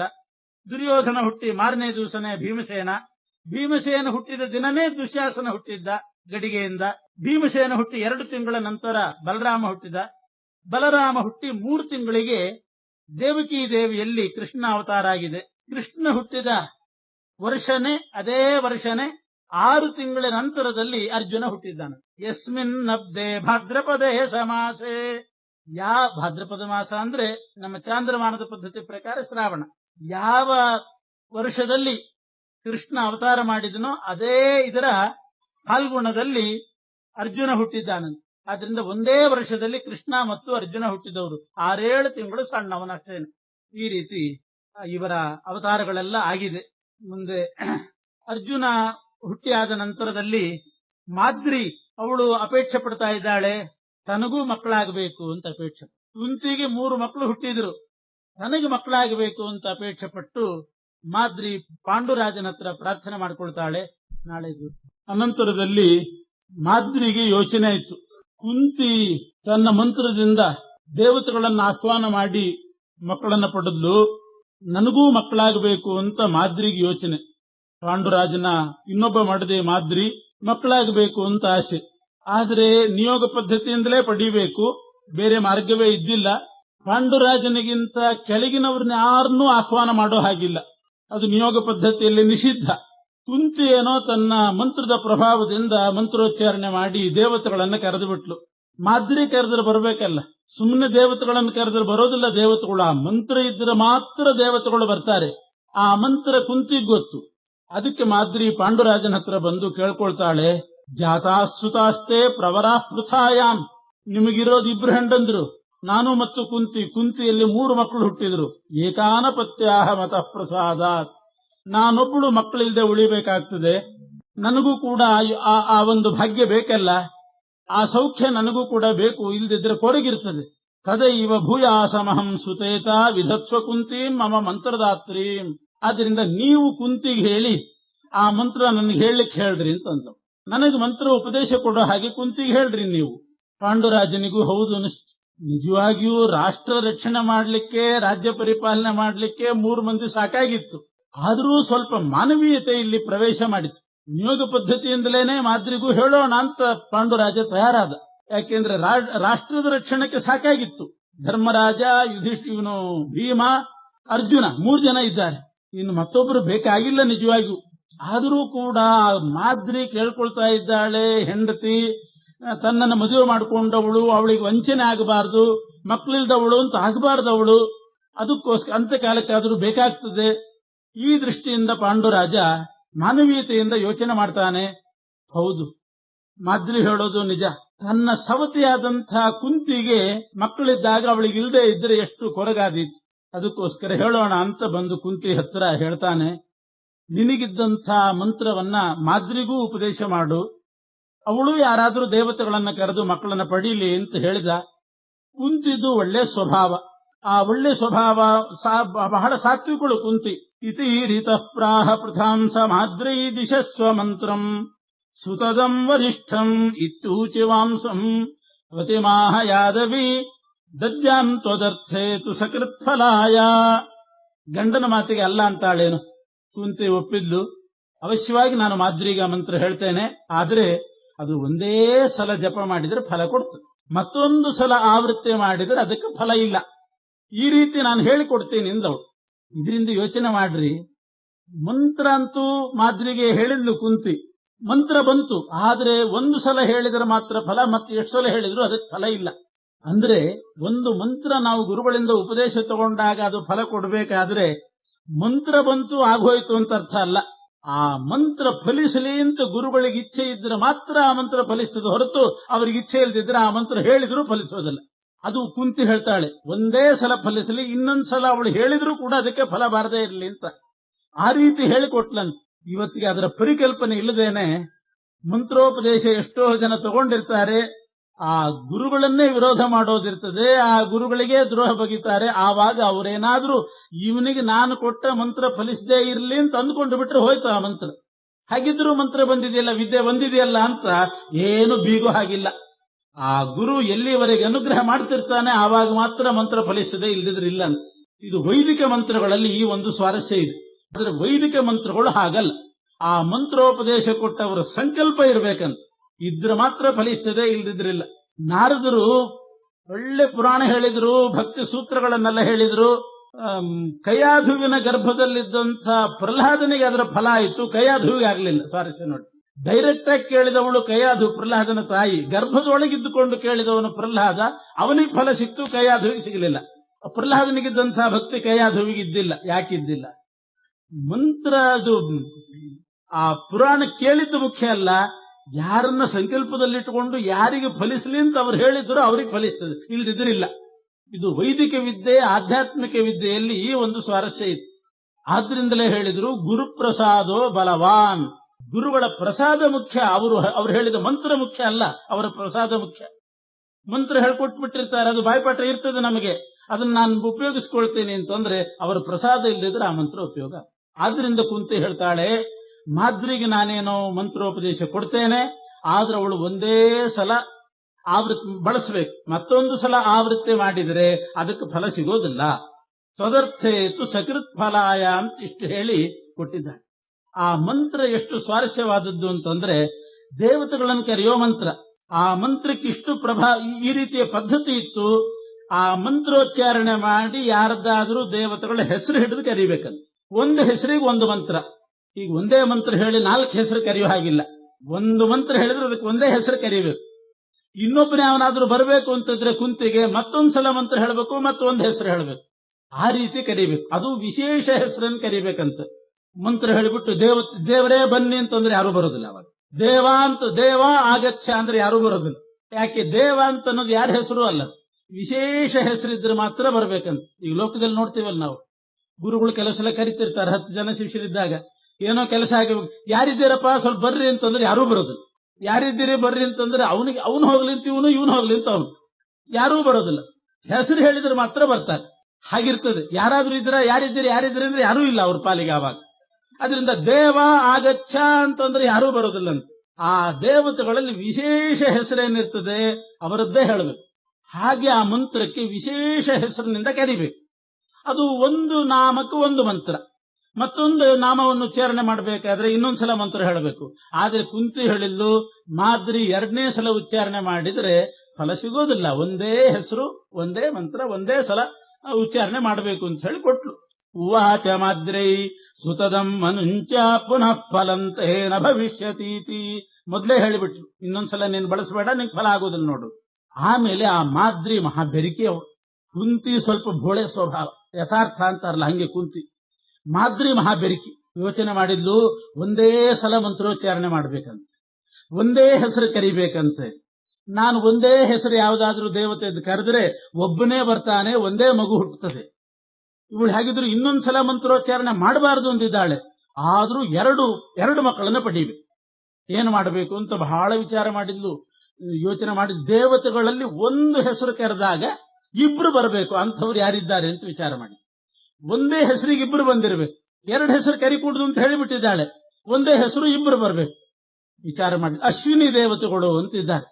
ಅಶ್ವಿನಿ ದೇವತೆಗಳಿಗೆ ಅಶ್ವಿನಿಯಲ್ಲಿ ಹುಟ್ಟಿದ್ರಿಂದ ಅವರಿಗೆ ಅಶ್ವಿನಿ ದೇವತೆಗಳು ಅಂತ ಹೆಸರು. ಅಶ್ವಿನಿ ದೇವತೆಗಳದ್ದೊಂದು ವಿಶೇಷ ಇದೆ ದೇವತೆಗಳ ಗುಂಪಿನಲ್ಲಿ. ಏನು ಅಂದ್ರೆ ಅವರು ಅವಳಿ ಮಕ್ಕಳು. ಒಂದು ಅವಳಿ ದೇವತೆಗಳು ಸೂರ್ಯನಿಗೆ ಸಂಜ್ಞಾದೇವಿಯಲ್ಲಿ ಹುಟ್ಟಿದಂಥವರು. ಸೂರ್ಯ ಕುದುರೆ ರೂಪದಲ್ಲಿದ್ದ, ಆ ಸಂಜ್ಞಾದೇವಿ ಹೆಣ್ಣು ಕುದುರೆ ರೂಪದಲ್ಲಿದ್ಲು. ಆವಾಗ ಆ ಹೆಣ್ಣು ಕುದುರೆಯಲ್ಲಿ ಇಬ್ರು ಮಕ್ಕಳು ಹುಟ್ಟಿದ್ರು. ಅವರಿಗೆ ಅಶ್ವಿನಿಯಲ್ಲಿ ಹುಟ್ಟಿದ್ರಿಂದ ಅಶ್ವಿನಿ ದೇವತೆಗಳು ಅಂತ ಕರೀತಾರೆ. ಅವರಿಗೆ ಹೆಸರು ಬೇರೆ ಬೇರೆ ಇದೆ. ಯಾವುದು ಅಂದ್ರೆ ನಾಸತ್ಯ ಅಂತ ಒಬ್ಬನ ಹೆಸರು, ದಸರಾ ಅಂತ ಮತ್ತೊಬ್ಬನ ಹೆಸರು. ನಾಸತ್ಯ ದಸರಾ. ನಾಸತ್ಯ ಅಂತ ಕರೆದ್ರೆ ಒಬ್ಬನೇ ಬರ್ತಾನೆ, ದಸರಾ ಅಂತ ಕರೆದ್ರೆ ಒಬ್ಬನೇ ಬರ್ತಾನೆ. ಹಂಗಿಲ್ಲ. ಅಶ್ವಿನಿ ದೇವತೆಗಳ ವೈಶಿಷ್ಟ್ಯ ಏನು ಅಂದ್ರೆ ಅವರಿಬ್ರು ಅವಳಿ ದೇವತೆಗಳು. ನಾಸತ್ಯ ಅನ್ನೋ ಹೆಸರು ಇಬ್ಬರಿಗೂ ಸೇರುತ್ತೆ, ದಸರಾ ಅಂದ್ರೂ ಇಬ್ಬರಿಗೂ ಒಂದೊಂದೇ ಹೆಸರು. ನಾಸತ್ಯ ಅಂತಲೂ ಇಬ್ಬರಿಗೂ ಹೆಸರು, ದಸರಾ ಅಂತ ಕರೆದ್ರು ಇಬ್ರೇ. ಅದೊಂದು ವೈಶಿಷ್ಟ್ಯ ಅವರಿಗೆ. ಪ್ರತ್ಯೇಕ ಹೆಸರು ಅಂತ ಒಬ್ಬೊಬ್ಬರಿಗೆ ಒಂದು ಹೆಸರು ಅಂತ ಇಲ್ಲೇ ಇಲ್ಲ. ಯಾರಿಗೆ ಯಾವ ಹೆಸರು ಕರೆದ್ರೆ ಅದು ಇನ್ನೊಬ್ಬನಿಗೂ ಸೇರ್ತದೆ. ಮತ್ತೆ ಅವರಿಬ್ರು ಯಾವಾಗ್ಲೂ ಜೊತೆಗೇ ಇರೋರು, ಒಬ್ಬರನ್ನ ಬಿಟ್ಟು ಒಬ್ಬರು ಇರೋದೇ ಇಲ್ಲ. ಒಟ್ಟಿಗೆ ಹುಟ್ಟಿದವರು, ಜೊತೆಗೇ ಇರ್ತಕ್ಕಂಥವ್ರು. ಗಮನಾಗಮನಗಳು, ಓಡಾಡೋದು ಬರೋದು ಎಲ್ಲ ಜೊತೆಗೇನೆ. ಹೆಸರು ಕೂಡ ಇಬ್ಬರಿಗೂ ಒಂದೇ ಹೆಸರು. ಒಂದ್ ಹೆಸರಿಗೆ ಇಬ್ರು ಬಂದ್ಬಿಡ್ತಾರೆ. ಇನ್ನೊಂದು ವಿಶೇಷ ಅಂತಂದ್ರೆ ಇಬ್ಬರಿಗೂ ಒಬ್ಳೆ ಹೆಂಡತಿ ಒಬ್ಳೆ, ಹೆಸರು ಒಬ್ಳೆ, ಅವಳಿಯಾಗಿ ಹುಟ್ಟಿದವರು, ಒಟ್ಟೊಟ್ಟಿಗೆ ಇರುವವರು, ಒಟ್ಟೊಟ್ಟಿಗೆ ಬರುವರು. ಇಂಥ ವಿಶೇಷ ಇದೆ ಅಶ್ವಿನಿ ದೇವತೆಗಳಿಗೆ. ಉಷಾ ಅಂತ ಅವಳ ಹೆಂಡತಿ, ಒಬ್ಳೆ ಹೆಂಡತಿ ಉಷಾದೇವಿ. ಹೆಂಡತಿ ಒಬ್ಳೆ ಉಷಾ. ನಾಮ ಒಂದೇ, ಬೇಕಾದಷ್ಟಿದೆ ಹೆಸರು, ಆದ್ರೂ ಇಬ್ಬರಿಗೂ ಒಂದೇ ಹೆಸರು. ಅದು ನಾಸತ್ಯ ದಸರಾ ಎಲ್ಲ ಒಂದೇ ಹೆಸರು. ಇಷ್ಟು ವಿಚಾರ ಮಾಡಿ ನಾಸತ್ಯ ಆಗಚ್ಚ ಅಂದ್ರೆ ಇಬ್ರು ಬಂದು ಬಿಡ್ತಾರೆ, ಅಥವಾ ದಸರಾ ಆಗಚ್ಚ ಅಂದ್ರೂ ಇಬ್ರು ಬರ್ತಾರೆ, ಒಟ್ಟಿಗೆ ಬಂದ್ಬಿಡ್ತಾರೆ. ಆವಾಗ ಇಬ್ರು ಮಕ್ಕಳು ಹುಡ್ತಾರೆ. ಒಂದೇ ಹೆಸರಾಯ್ತು, ಒಂದು ಸಲ ಮಂತ್ರೋಚ್ಚಾರಣೆ ಮಾಡಿರ್ಬೇಕು, ಇಬ್ರು ಮಕ್ಕಳಾಗಬೇಕು ಅಂತ ವಿಚಾರ ಮಾಡಿ ಆ ಮಾದ್ರಿ ದೇವಿ ಒಂದು ಸಲ ಮಂತ್ರೋಚ್ಚಾರಣೆಗೆ ಇಬ್ರು ಬರ್ತಾರೆ ಇಷ್ಟು ವಿಚಾರ ಮಾಡಿ ಮಾದ್ರಿ ಕರೆದು ಬಿಟ್ಲು. ಆವಾಗ ಇಬ್ರು ಬಂದ್ರು. ನಾಸತ್ಯ ಮತ್ತು ದಸರಾ ಅನ್ನುವಂತಹ ಇಬ್ರು ಅಶ್ವಿನಿ ದೇವತೆಗಳು ಬಂದ್ರು. ಬಂದು ಕೂಡಲೇ ಅವರಿಬ್ರು ಮಕ್ಕಳಾಗಿ ಅವರೇ ಹುಟ್ಟಿದ್ರು. ನಕುಲ ಮತ್ತು ಸಹದೇವ ಅಂತ ಇಬ್ರು ಮಕ್ಕಳಾಗಿ ಹುಟ್ಟಿದ್ರು. ಆಚಾರ್ಯರು ಎಷ್ಟು ಸೂಕ್ಷ್ಮ ಹೇಳ್ತಾರೆ ಅಂತಂದ್ರೆ, ಮೂಲ ರೂಪದಲ್ಲಿದ್ದಾಗ ಅಶ್ವಿನಿ ದೇವತೆಗಳಿಗೆ ಒಂದೇ ಹೆಸರು, ನಾಸತ್ಯ ಅಂದ್ರೂ ಇಬ್ರು, ದಸರಾ ಅಂದ್ರೂ ಇಬ್ರು, ಒಂದೇ ಹೆಸರು, ಒಂದೇ ಹೆಂಡತಿ, ಒಟ್ಟಿಗೆ ಓಡಾಡೋರು, ಅವಳಿ ಮಕ್ಕಳು. ಅವರಿಬ್ರು ಹುಟ್ಟುವಾಗ ನಕುಲ ಮತ್ತು ಸಹದೇವ ಅವಳಿ ಮಕ್ಕಳು, ಅವಳಿಯಾಗಿ ಹುಟ್ಟಿದ್ರು. ಆದರೆ ಹೆಸರು ಮಾತ್ರ ಬೇರೆ ಬೇರೆ. ನಕುಲ ಅಂದ್ರೆ ಅವನೇ ಬರ್ತಾನೆ, ಸಹದೇವ ಅಂದ್ರೆ ಅವನೇ ಬರ್ತಾನೆ. ಹೆಸರು ಮಾತ್ರ ಇಲ್ಲಿ ಒಂದೇ ಅಲ್ಲ, ಬೇರೆ ಬೇರೆ ಹೆಸರು. ಹೆಂಡಂದ್ರು ಬೇರೆ ಬೇರೆ. ನಕುಲನ ಹೆಂಡತಿನೇ ಬೇರೆ, ಸಹದೇವನ ಹೆಂಡತಿನೇ ಬೇರೆ. ನಕುಲ ಹೋದಲ್ಲೆಲ್ಲ ಸಹದೇವ ಹೋಗ್ತಾನೆ ಅಂತೇನಿಲ್ಲ, ಸಹದೇವ ಓಡಾಡಿದಲ್ಲಿ ನಕುಲ ಓಡಾಡ್ತಾನೆ ಅಂತೇನಿಲ್ಲ. ಈ ರೀತಿ ಅವತಾರ ರೂಪದಲ್ಲಿ ಇದು ಅನ್ವಯಿಸ್ತಾ ಇದ್ದಿಲ್ಲ, ಮೂಲ ರೂಪಕ್ಕೆ ಮಾತ್ರ ಈ ಸ್ವಾರಸ್ಯ ಇತ್ತು. ಆದ್ರಿಂದ ಮಾದ್ರಿ ಅಶ್ವಿನಿ ದೇವತೆಗಳನ್ನ ಕರೆದು ನಕುಲ ಸಹದೇವರು ಮಕ್ಕಳಾಗಿ ಹುಟ್ಟಿದ್ದಾರೆ. ನಕುಲ ಪೂರ್ವಜಾತಃ ಸಹದೇವೋಭೂತ್ ಪಶ್ಚಿಮಸ್ಥೌ ಯಮೋಚ. ಅಂತೂ ಇಬ್ರು ಮಕ್ಕಳು ಹುಟ್ಟಿದ್ರು. ಬಹಳ ಹೆಮ್ಮೆ ಪಟ್ಲವಳು, ಎಷ್ಟು ಚಮತ್ಕಾರ ಮಾಡಿಬಿಟ್ಟೆ ಅಂತ. ಆಮೇಲೆ ಮತ್ತೆ ಕೇಳಿಲ್ಲಂತೆ ಕುಂತಿ ಹತ್ರ, ಪಾಂಡುರಾಜನ ಹತ್ರನೇ ಹೇಳಿದ್ಲು, ಇನ್ನೊಂದ್ಸಲ ಹೇಳ್ರಿ ಕುಂತಿ, ಒಂದ್ಸಲಕ್ಕೆ ಒಂದ್ ಚಾನ್ಸ್ ಕೊಡ್ಲಿಕ್ಕೆ ಹೇಳ್ರಿ, ಇನ್ನೊಂದ್ಸಲ ಉಚ್ಚಾರಣೆ ಮಾಡ್ತೀನಿ, ಫಲ ಸಿಗಲಿ ಅಂತ ಕುಂತಿ ಬಾಯಲ್ಲಿ ಹೇಳಿಬಿಡ್ಲಿ, ಮತ್ತೆ ಸಿಗ್ತದೆ. ಪಾಂಡುರಾಜ ಪಾಪ ಮಾದ್ರಿ ಮೇಲೆ ಸ್ವಲ್ಪ ವ್ಯಾಮೋಹನೂ ಇತ್ತು, ಬಂದು ಹೇಳಿದ, ಇನ್ನೊಂದ್ಸಲ ಫಲ ಸಿಗಲಿ ಅಂತ ನಿನ್ನ ಬಾಯಲ್ಲಿ ಹೇಳಿಬಿಡು, ಅವಳಿಗೆ ಮಂತ್ರಕ್ಕೆ ಫಲ ಸಿಗ್ತದೆ ಅಂತ. ಕುಂತಿ ಗಂಡನಿಗೆ ಎದುರಾಡಿಬಿಟ್ಲು, ಇಲ್ಲ ಇನ್ನು ನಾನು ಹೇಳೋದು, ಏನ್ ಮಾಡಿದ್ರು ನಾ ಹೇಳೋದಿಲ್ಲ. ಯಾಕೆಂದ್ರೆ ಎಂಥ ಬೆರಿಕಿ ಇದ್ದಾಳವಳು ಅಂತ ಒಂದದಾವ. ಕುಟಿಲ ಈಶಾ ಮಹಾಬೆರಿಕಿ. ನನ್ನ ಅನುಮತೇನೆ ಇಂಥ ಉಪಾಯ ಮಾಡಿ ಅಶ್ವಿನಿ ದೇವತೆಗಳನ್ನ ಕರೆದಿದ್ದಾಳೆ. ಇನ್ನೊಂದ್ಸಲ ಹೇಳಿದ್ರೆ ಇಂಥ ದೇವ್ರನ್ನೇ ಹುಡುಕ್ತಾಳು, ಮತ್ತೆ ಯಾರನ್ನ ಇಂಥವ್ರನ್ನೇ ಹುಡುಕಿ ಮತ್ತೆ 2 ಹುಟ್ಟಿ ಬಿಡ್ತಾರೆ. ಮಾದ್ರಿಗೆ 4 ಮಕ್ಕಳು, ನನಗೆ 3 ಮಕ್ಕಳಾಗ್ತವೆ. ನಾನು 3 ಮತ್ತು ಅವಳಿಗೆ 4 ಆಯ್ತು. ನನಗೆ ಇನ್ನೊಂದ್ಸಲ ಇದ್ ಮಾಡೋಣ ಅಂತಂದ್ರೆ ನೀವು ಅದು ಧರ್ಮ ಆಗೋದಿಲ್ಲ. ಈಗ 3 ಮಕ್ಕಳನ್ನ ಪಡೆದಿದ್ದೀನಿ, ಧರ್ಮ ಆಗೋದಿಲ್ಲ. ಆದ್ರಿಂದ ಇನ್ನೊಂದು ಸಲ ಅವಳಿಗಂತೂ ನಾನು ಅನುಮತಿ ಕೊಡೋದಿಲ್ಲ ಅಂತ ಸ್ಪಷ್ಟವಾಗಿ ಖಡಖಂಡಿತವಾಗಿ ಹೇಳಿಬಿಟ್ಲು. ನನ್ನ ಹತ್ರ ಒಂದು ಮಾತು ಹೇಳದೆ ಇಂಥವ್ರನ್ನ ಕರಿತೀನಿ ಅಂತ ಒಂದು ಮಾತು ಕೇಳಬೇಕೋ ಬೇಡ? ಮಂತ್ರೋಪದೇಶಕ್ಕೆ ಬೇಕಾಯ್ತು. ನಾನು ಮಂತ್ರೋಪದೇಶ ಕೊಟ್ರೆ ಈ ಮಂತ್ರದಿಂದ ಇವ್ರನ್ನ ಕರಿತೀನಿ ಅಂತ ನನ್ನ ಹತ್ರ ಒಂದು ನನ್ನ ಕಿವಿಗೆ ಹಾಕಬೇಡವೇ? ನನ್ನ ಕಿವಿಗೂ ಹಾಕದೇನೆ ತಾನೇ ಬೆರಿಕೆತನ ಮಾಡಿ ಅವಳಿ ದೇವತೆಗಳನ್ನು ಕರೆದಿದ್ದಾಳೆ. ಆದ್ರಿಂದ ಇನ್ನೊಂದ್ಸಲ ಅವಳಿಗೆ ಇದು ಫಲ ಬರ್ಲಿಕ್ಕೇ ಇಲ್ಲ ಅಂತ ಅಂದ್ಬಿಟ್ಟು. ಯಾಕೆಂದ್ರೆ ನಮ್ಮ ಮಕ್ಕಳು ಮತ್ತು ಅವಳ ಮಕ್ಕಳಲ್ಲಿ ಮುಂದೆ ಪರಸ್ಪರ ಕಲಹ ಆದೀತು, ಜಗಳ ಆದೀತು. ಈ ಜಗಳಕ್ಕೆ ಅವಕಾಶ ಕೊಡುವುದು ಬೇಡ. ಅಥೋ ವಿರೋಧಂಚ ಮದಾತ್ಮಜಾನಾಂ ಕುರಿಯಾ ದೇಶೇತ್ತೇವ ಭೀತಾಂ ನಮಾಂ ತ್ವಂ ನಿಯೋಕ್ತುಮರ್ಹ ಪುನರೇವ ರಾಜನ್ ಇತೀರಿತೋಸೌ ವಿರರಾಮ ಕ್ಷಿತೀಶಃ. ನನ್ನ ಮಕ್ಕಳಿಗೆ, ಆ ಮಾದ್ರಿಯ ಮಕ್ಕಳಿಂದ ಏನಾದ್ರೂ ಆಪತ್ತು ಬಂದೀತು, ಬೇಡ ಅಂತ ಕುಂತಿ ಹೇಳಿಬಿಟ್ಲು. ಆಗ್ಲಿ ಅಂತ ಪಾಂಡುರಾಜ ಸುಮ್ಮನಾಗಿದ್ದಾನೆ. ಮಾದ್ರಿಯು ಕೂಡ ಹಾಗೆ ಇದ್ಲು. ಅಂತೂ ಪಾಂಡುರಾಜನಿಗೆ 5 ಮಕ್ಕಳಾದ್ರು. ಮಹಾಭಾರತದಲ್ಲಿ ಕೆಲವು ಕಡೆ ಈ ಪಂಚಪಾಂಡವರು ಪಂಚಪ್ರಾಣರು ಅಂತ ಹೇಳಿದ ಹಾಗೆ ಕಂಡು ಬರ್ತಾ ಇತ್ತು. ಅದು ಕೃಷ್ಣನು ಹೇಳ್ತಾನೆ, ಮಮ ಪ್ರಾಣಾಹಿ ಪಾಂಡವಾಹ ಪಾಂಡವಾನ್ ವಿಶೇಷೇ ರಾಜನ್ ಮಮ ಪ್ರಾಣಾಹಿ ಪಾಂಡವಾಹ. ಪಂಚಪಾಂಡವರು ಅಂದ್ರೆ ಪಂಚಪ್ರಾಣರು. ಪಂಚಪ್ರಾಣರು ಅಂದ್ರೆ ಪ್ರಾಣಾಪಾನ ವ್ಯಾನೋದಾನ ಸಮಾನ ಎಲ್ಲ ಮುಖ್ಯ ಪ್ರಾಣದೇವರ ರೂಪಗಳೇ. 5 ಮುಖ್ಯ ಪ್ರಾಣದೇವರ ರೂಪವೇ ಪಂಚಪಾಂಡವರು ಅಂತ ಭ್ರಮೆ ಬರ್ತದೆ. ಅದಕ್ಕೆ ಆಚಾರ್ಯ ಹೇಳ್ತಾರೆ, ಪಂಚಪಾಂಡವರು ಪಂಚಪ್ರಾಣರಲ್ಲ, ಪ್ರಾಣದೇವರ ಪಂಚರೂಪಗಳಲ್ಲ. ಪ್ರಾಣದೇವರ ರೂಪ ಅಂದ್ರೆ ಭೀಮಸೇನ ಮಾತ್ರ. ಆದರೆ ಮಹಾಭಾರತದಲ್ಲಿ ಪಂಚಪ್ರಾಣರು ಅಂತಿದೆ. ಅದಕ್ಕೆ ಅರ್ಥ ಏನು ಅಂತಂದ್ರೆ, ಪ್ರಾಣದೇವರು ಪಂಚಪಾಂಡವರಲ್ಲಿ ಆವಿಷ್ಟರಾಗಿದೆ. 4 ಜನರಲ್ಲಿ ಪ್ರಾಣದೇವರ ವಿಶೇಷ ಆವೇಶ ಇದೆ. ಭೀಮನಂತೂ ಸಾಕ್ಷಾತ್ ಮುಖ್ಯ ಪ್ರಾಣ. ಉಳಿದ 4 ಜನರಲ್ಲಿ ಪ್ರಾಣದೇವರ ಆವೇಶ ಇದೆ. ಯಾವ ಆವೇಶ, ಯಾವ ರೂಪದ ಆವೇಶ ಅನ್ನೋ ವಿವೇಚನೆ ಮಾಡಿ ತೋರಿಸ್ತಾರೆ. ಯುಧಿಷ್ಠಿರ್ನಲ್ಲಿ ಸೌಮ್ಯ ಅನ್ನೋ ರೂಪದಿಂದ ವಾಯುದೇವರಿದ್ದರಂತೆ. ವಾಯುದೇವರಿಗೆ ಒಂದು ಸೌಮ್ಯ ಅನ್ನೋ ರೂಪ. ಯಾರಲ್ಲಿ ಆ ರೂಪದ ಸನ್ನಿಧಾನ ಇರ್ತದೆ ಅವ್ರು ಬಹಳ ಸೌಮ್ಯವಾಗಿರ್ತಾರ. ಮಾತು ಕೂಡ ಗಟ್ಟಿ ಆಡೋದಿಲ್ಲ, ಜಗಳ ಅಂತೂ ಇಲ್ಲೇ ಇಲ್ಲ. ಪರಮ ಸೌಮ್ಯರಾಗಿರ್ತಾರೆ. ಸೌಮ್ಯ ಅನ್ನೋ ರೂಪದಿಂದ ವಾಯುದೇವರ ಸನ್ನಿಧಾನ ಇದ್ದರು. ಯುಧಿಷ್ಠಿರ್ನಲ್ಲಂತೂ ವಿಶೇಷವಾಗಿ ಸೌಮ್ಯ ರೂಪದಿಂದ ವಾಯುದೇವರ ಆವೇಶ ಇತ್ತು. ಆದ್ರಿಂದ ಯುಧಿಷ್ಠಿರನಿಗೆ ಜಗಳ ಬೇಡ, ಯುದ್ಧ ಬೇಡ, ಯಾವುದು ಬೇಡ ಅನ್ನೋ ಪ್ರವೃತ್ತಿಯವನಾಗಿದ್ದಂತೆ. ಬಹಳ ಸೌಮ್ಯವಾಗಿದ್ದ ಯುಧಿಷ್ಠಿರ. ಅರ್ಜುನನಲ್ಲಿ ವೀರ ಅನ್ನೋ ರೂಪದಿಂದ ಮುಖ್ಯ ಪ್ರಾಣದೇವರಿದ್ದಂತೆ. ಮುಖ್ಯ ಪ್ರಾಣದೇವರಿಗೆ ವೀರ ಅಂತ ಒಂದು ರೂಪ. ಆ ವೀರ ರೂಪದಿಂದ ಹೇಳ್ತಾರೆ ವೀರಾಂಜನೇಯ ಅಂತ ಹೇಳೋದು. ವೀರ ಅಂತಲೇ ಮುಖ್ಯ ಪ್ರಾಣದೇವರ ಒಂದು ರೂಪ. ಆ ವೀರ ರೂಪದ ಆವೇಶ ಅರ್ಜುನನಲ್ಲಿತ್ತಂತೆ ವಿಶೇಷವಾಗಿ. ನಕುಲ ಮತ್ತು ಸಹದೇವರಿಬ್ರು. ನಕುಲನಲ್ಲಿ ಶೃಂಗಾರ ಅನ್ನುವಂತಹ ರೂಪದಿಂದ ವಾಯುದೇವರಿದ್ರಂತೆ. ನಕುಲನಲ್ಲಿಯೂ ವಾಯುದೇವರ ಆವೇಶ, ಶೃಂಗಾರ ರೂಪದ ಆವೇಶ. ಸಹದೇವನಲ್ಲಿ ನೀತಿ ಎನ್ನುವಂತಹ ರೂಪದ ಆವೇಶ ಇತ್ತಂತೆ. ಹೀಗೆ ಶೃಂಗಾರ, ನೀತಿ ಅನ್ನೋ ರೂಪದಿಂದ ಅವರಿಬ್ಬರಲ್ಲಿ. ಆದ್ರಿಂದ ನಕುಲ ನೋಡ್ಲಿಕ್ಕೆ ಬಹಳ ಸುಂದರ. ಮೊದಲೇ ಇಚ್ಛೆ ಪಟ್ಟಿದ್ದ ಕುಂತಿ ದೇವಿಯಲ್ಲಿ ಬಹಳ ಸುಂದರನಾದ ಚಂದ ಇರೋ ಒಬ್ಬ ಮಗ ಹುಟ್ಟಬೇಕು ಅಂತ. ಕುಂತಿ ಬೇಡ ಅಂದಿದ್ಲು. ಅದು ಕೊನೆಗೆ ಇಲ್ಲಿ ಫಲಿಸ್ತು. ಮಾದ್ರಿಯಲ್ಲಿ ಹುಟ್ಟುವಾಗ ತಾನಾಗೆ ವಾಯುದೇವರ ಶೃಂಗಾರ ರೂಪದ ಆವೇಶ ಇದ್ದು ನಕುಲ ಅನ್ನತಕ್ಕಂತಹ ಬಹಳ ಸುಂದರನಾದ ಮಗ ಹುಟ್ಟಿದನಂತೆ. ಸಹದೇವ ನೀತಿವಂತ. ವಿಶೇಷವಾಗಿ ಸಹದೇವ ನೀತಿವಂತನಾದ ಸುನೀತಿ ರೂಪದಿಂದ ವಾಯುದೇವರ ಆವೇಶ ಇತ್ತು. ಇಲ್ಲಿ ನಮಗೆ ಬರೋ ಒಂದು ಪ್ರಶ್ನೆ, 5 ಜನ ಮಕ್ಕಳಲ್ಲಿ 4ರಲ್ಲಿ 4 ಪ್ರಾಣದೇವರ ಆವೇಶ, ಸೌಮ್ಯ, ವೀರ, ಶೃಂಗಾರ, ನೀತಿ ಎನ್ನುವ ರೂಪದ ಆವೇಶ. ಎಲ್ಲ ಗುಣಗಳು ಸೇರಿ ಭೀಮಸೇನ ದೇವ್. ಎಲ್ಲಾ ರೂಪದ ಸೇರಿ ಸಮಷ್ಟಿ ರೂಪ ಭೀಮಸೇನ ದೇವ್. ಶೃಂಗಾರ ನಕುಲ ಸುಂದರನಾಗಿದ್ದ, ಶೃಂಗಾರ ಇದ್ದ, ನೋಡ್ಲಿಕ್ಕೆ ಬಹಳ ಚಂದ ಇದ್ದ ಅಂತಂದ್ರೆ ಭೀಮಸೇನ ದೇವರು ಇದ್ದಿಲ್ವೇ ಅಂತ ಪ್ರಶ್ನೆ ಬರುತ್ತೆ.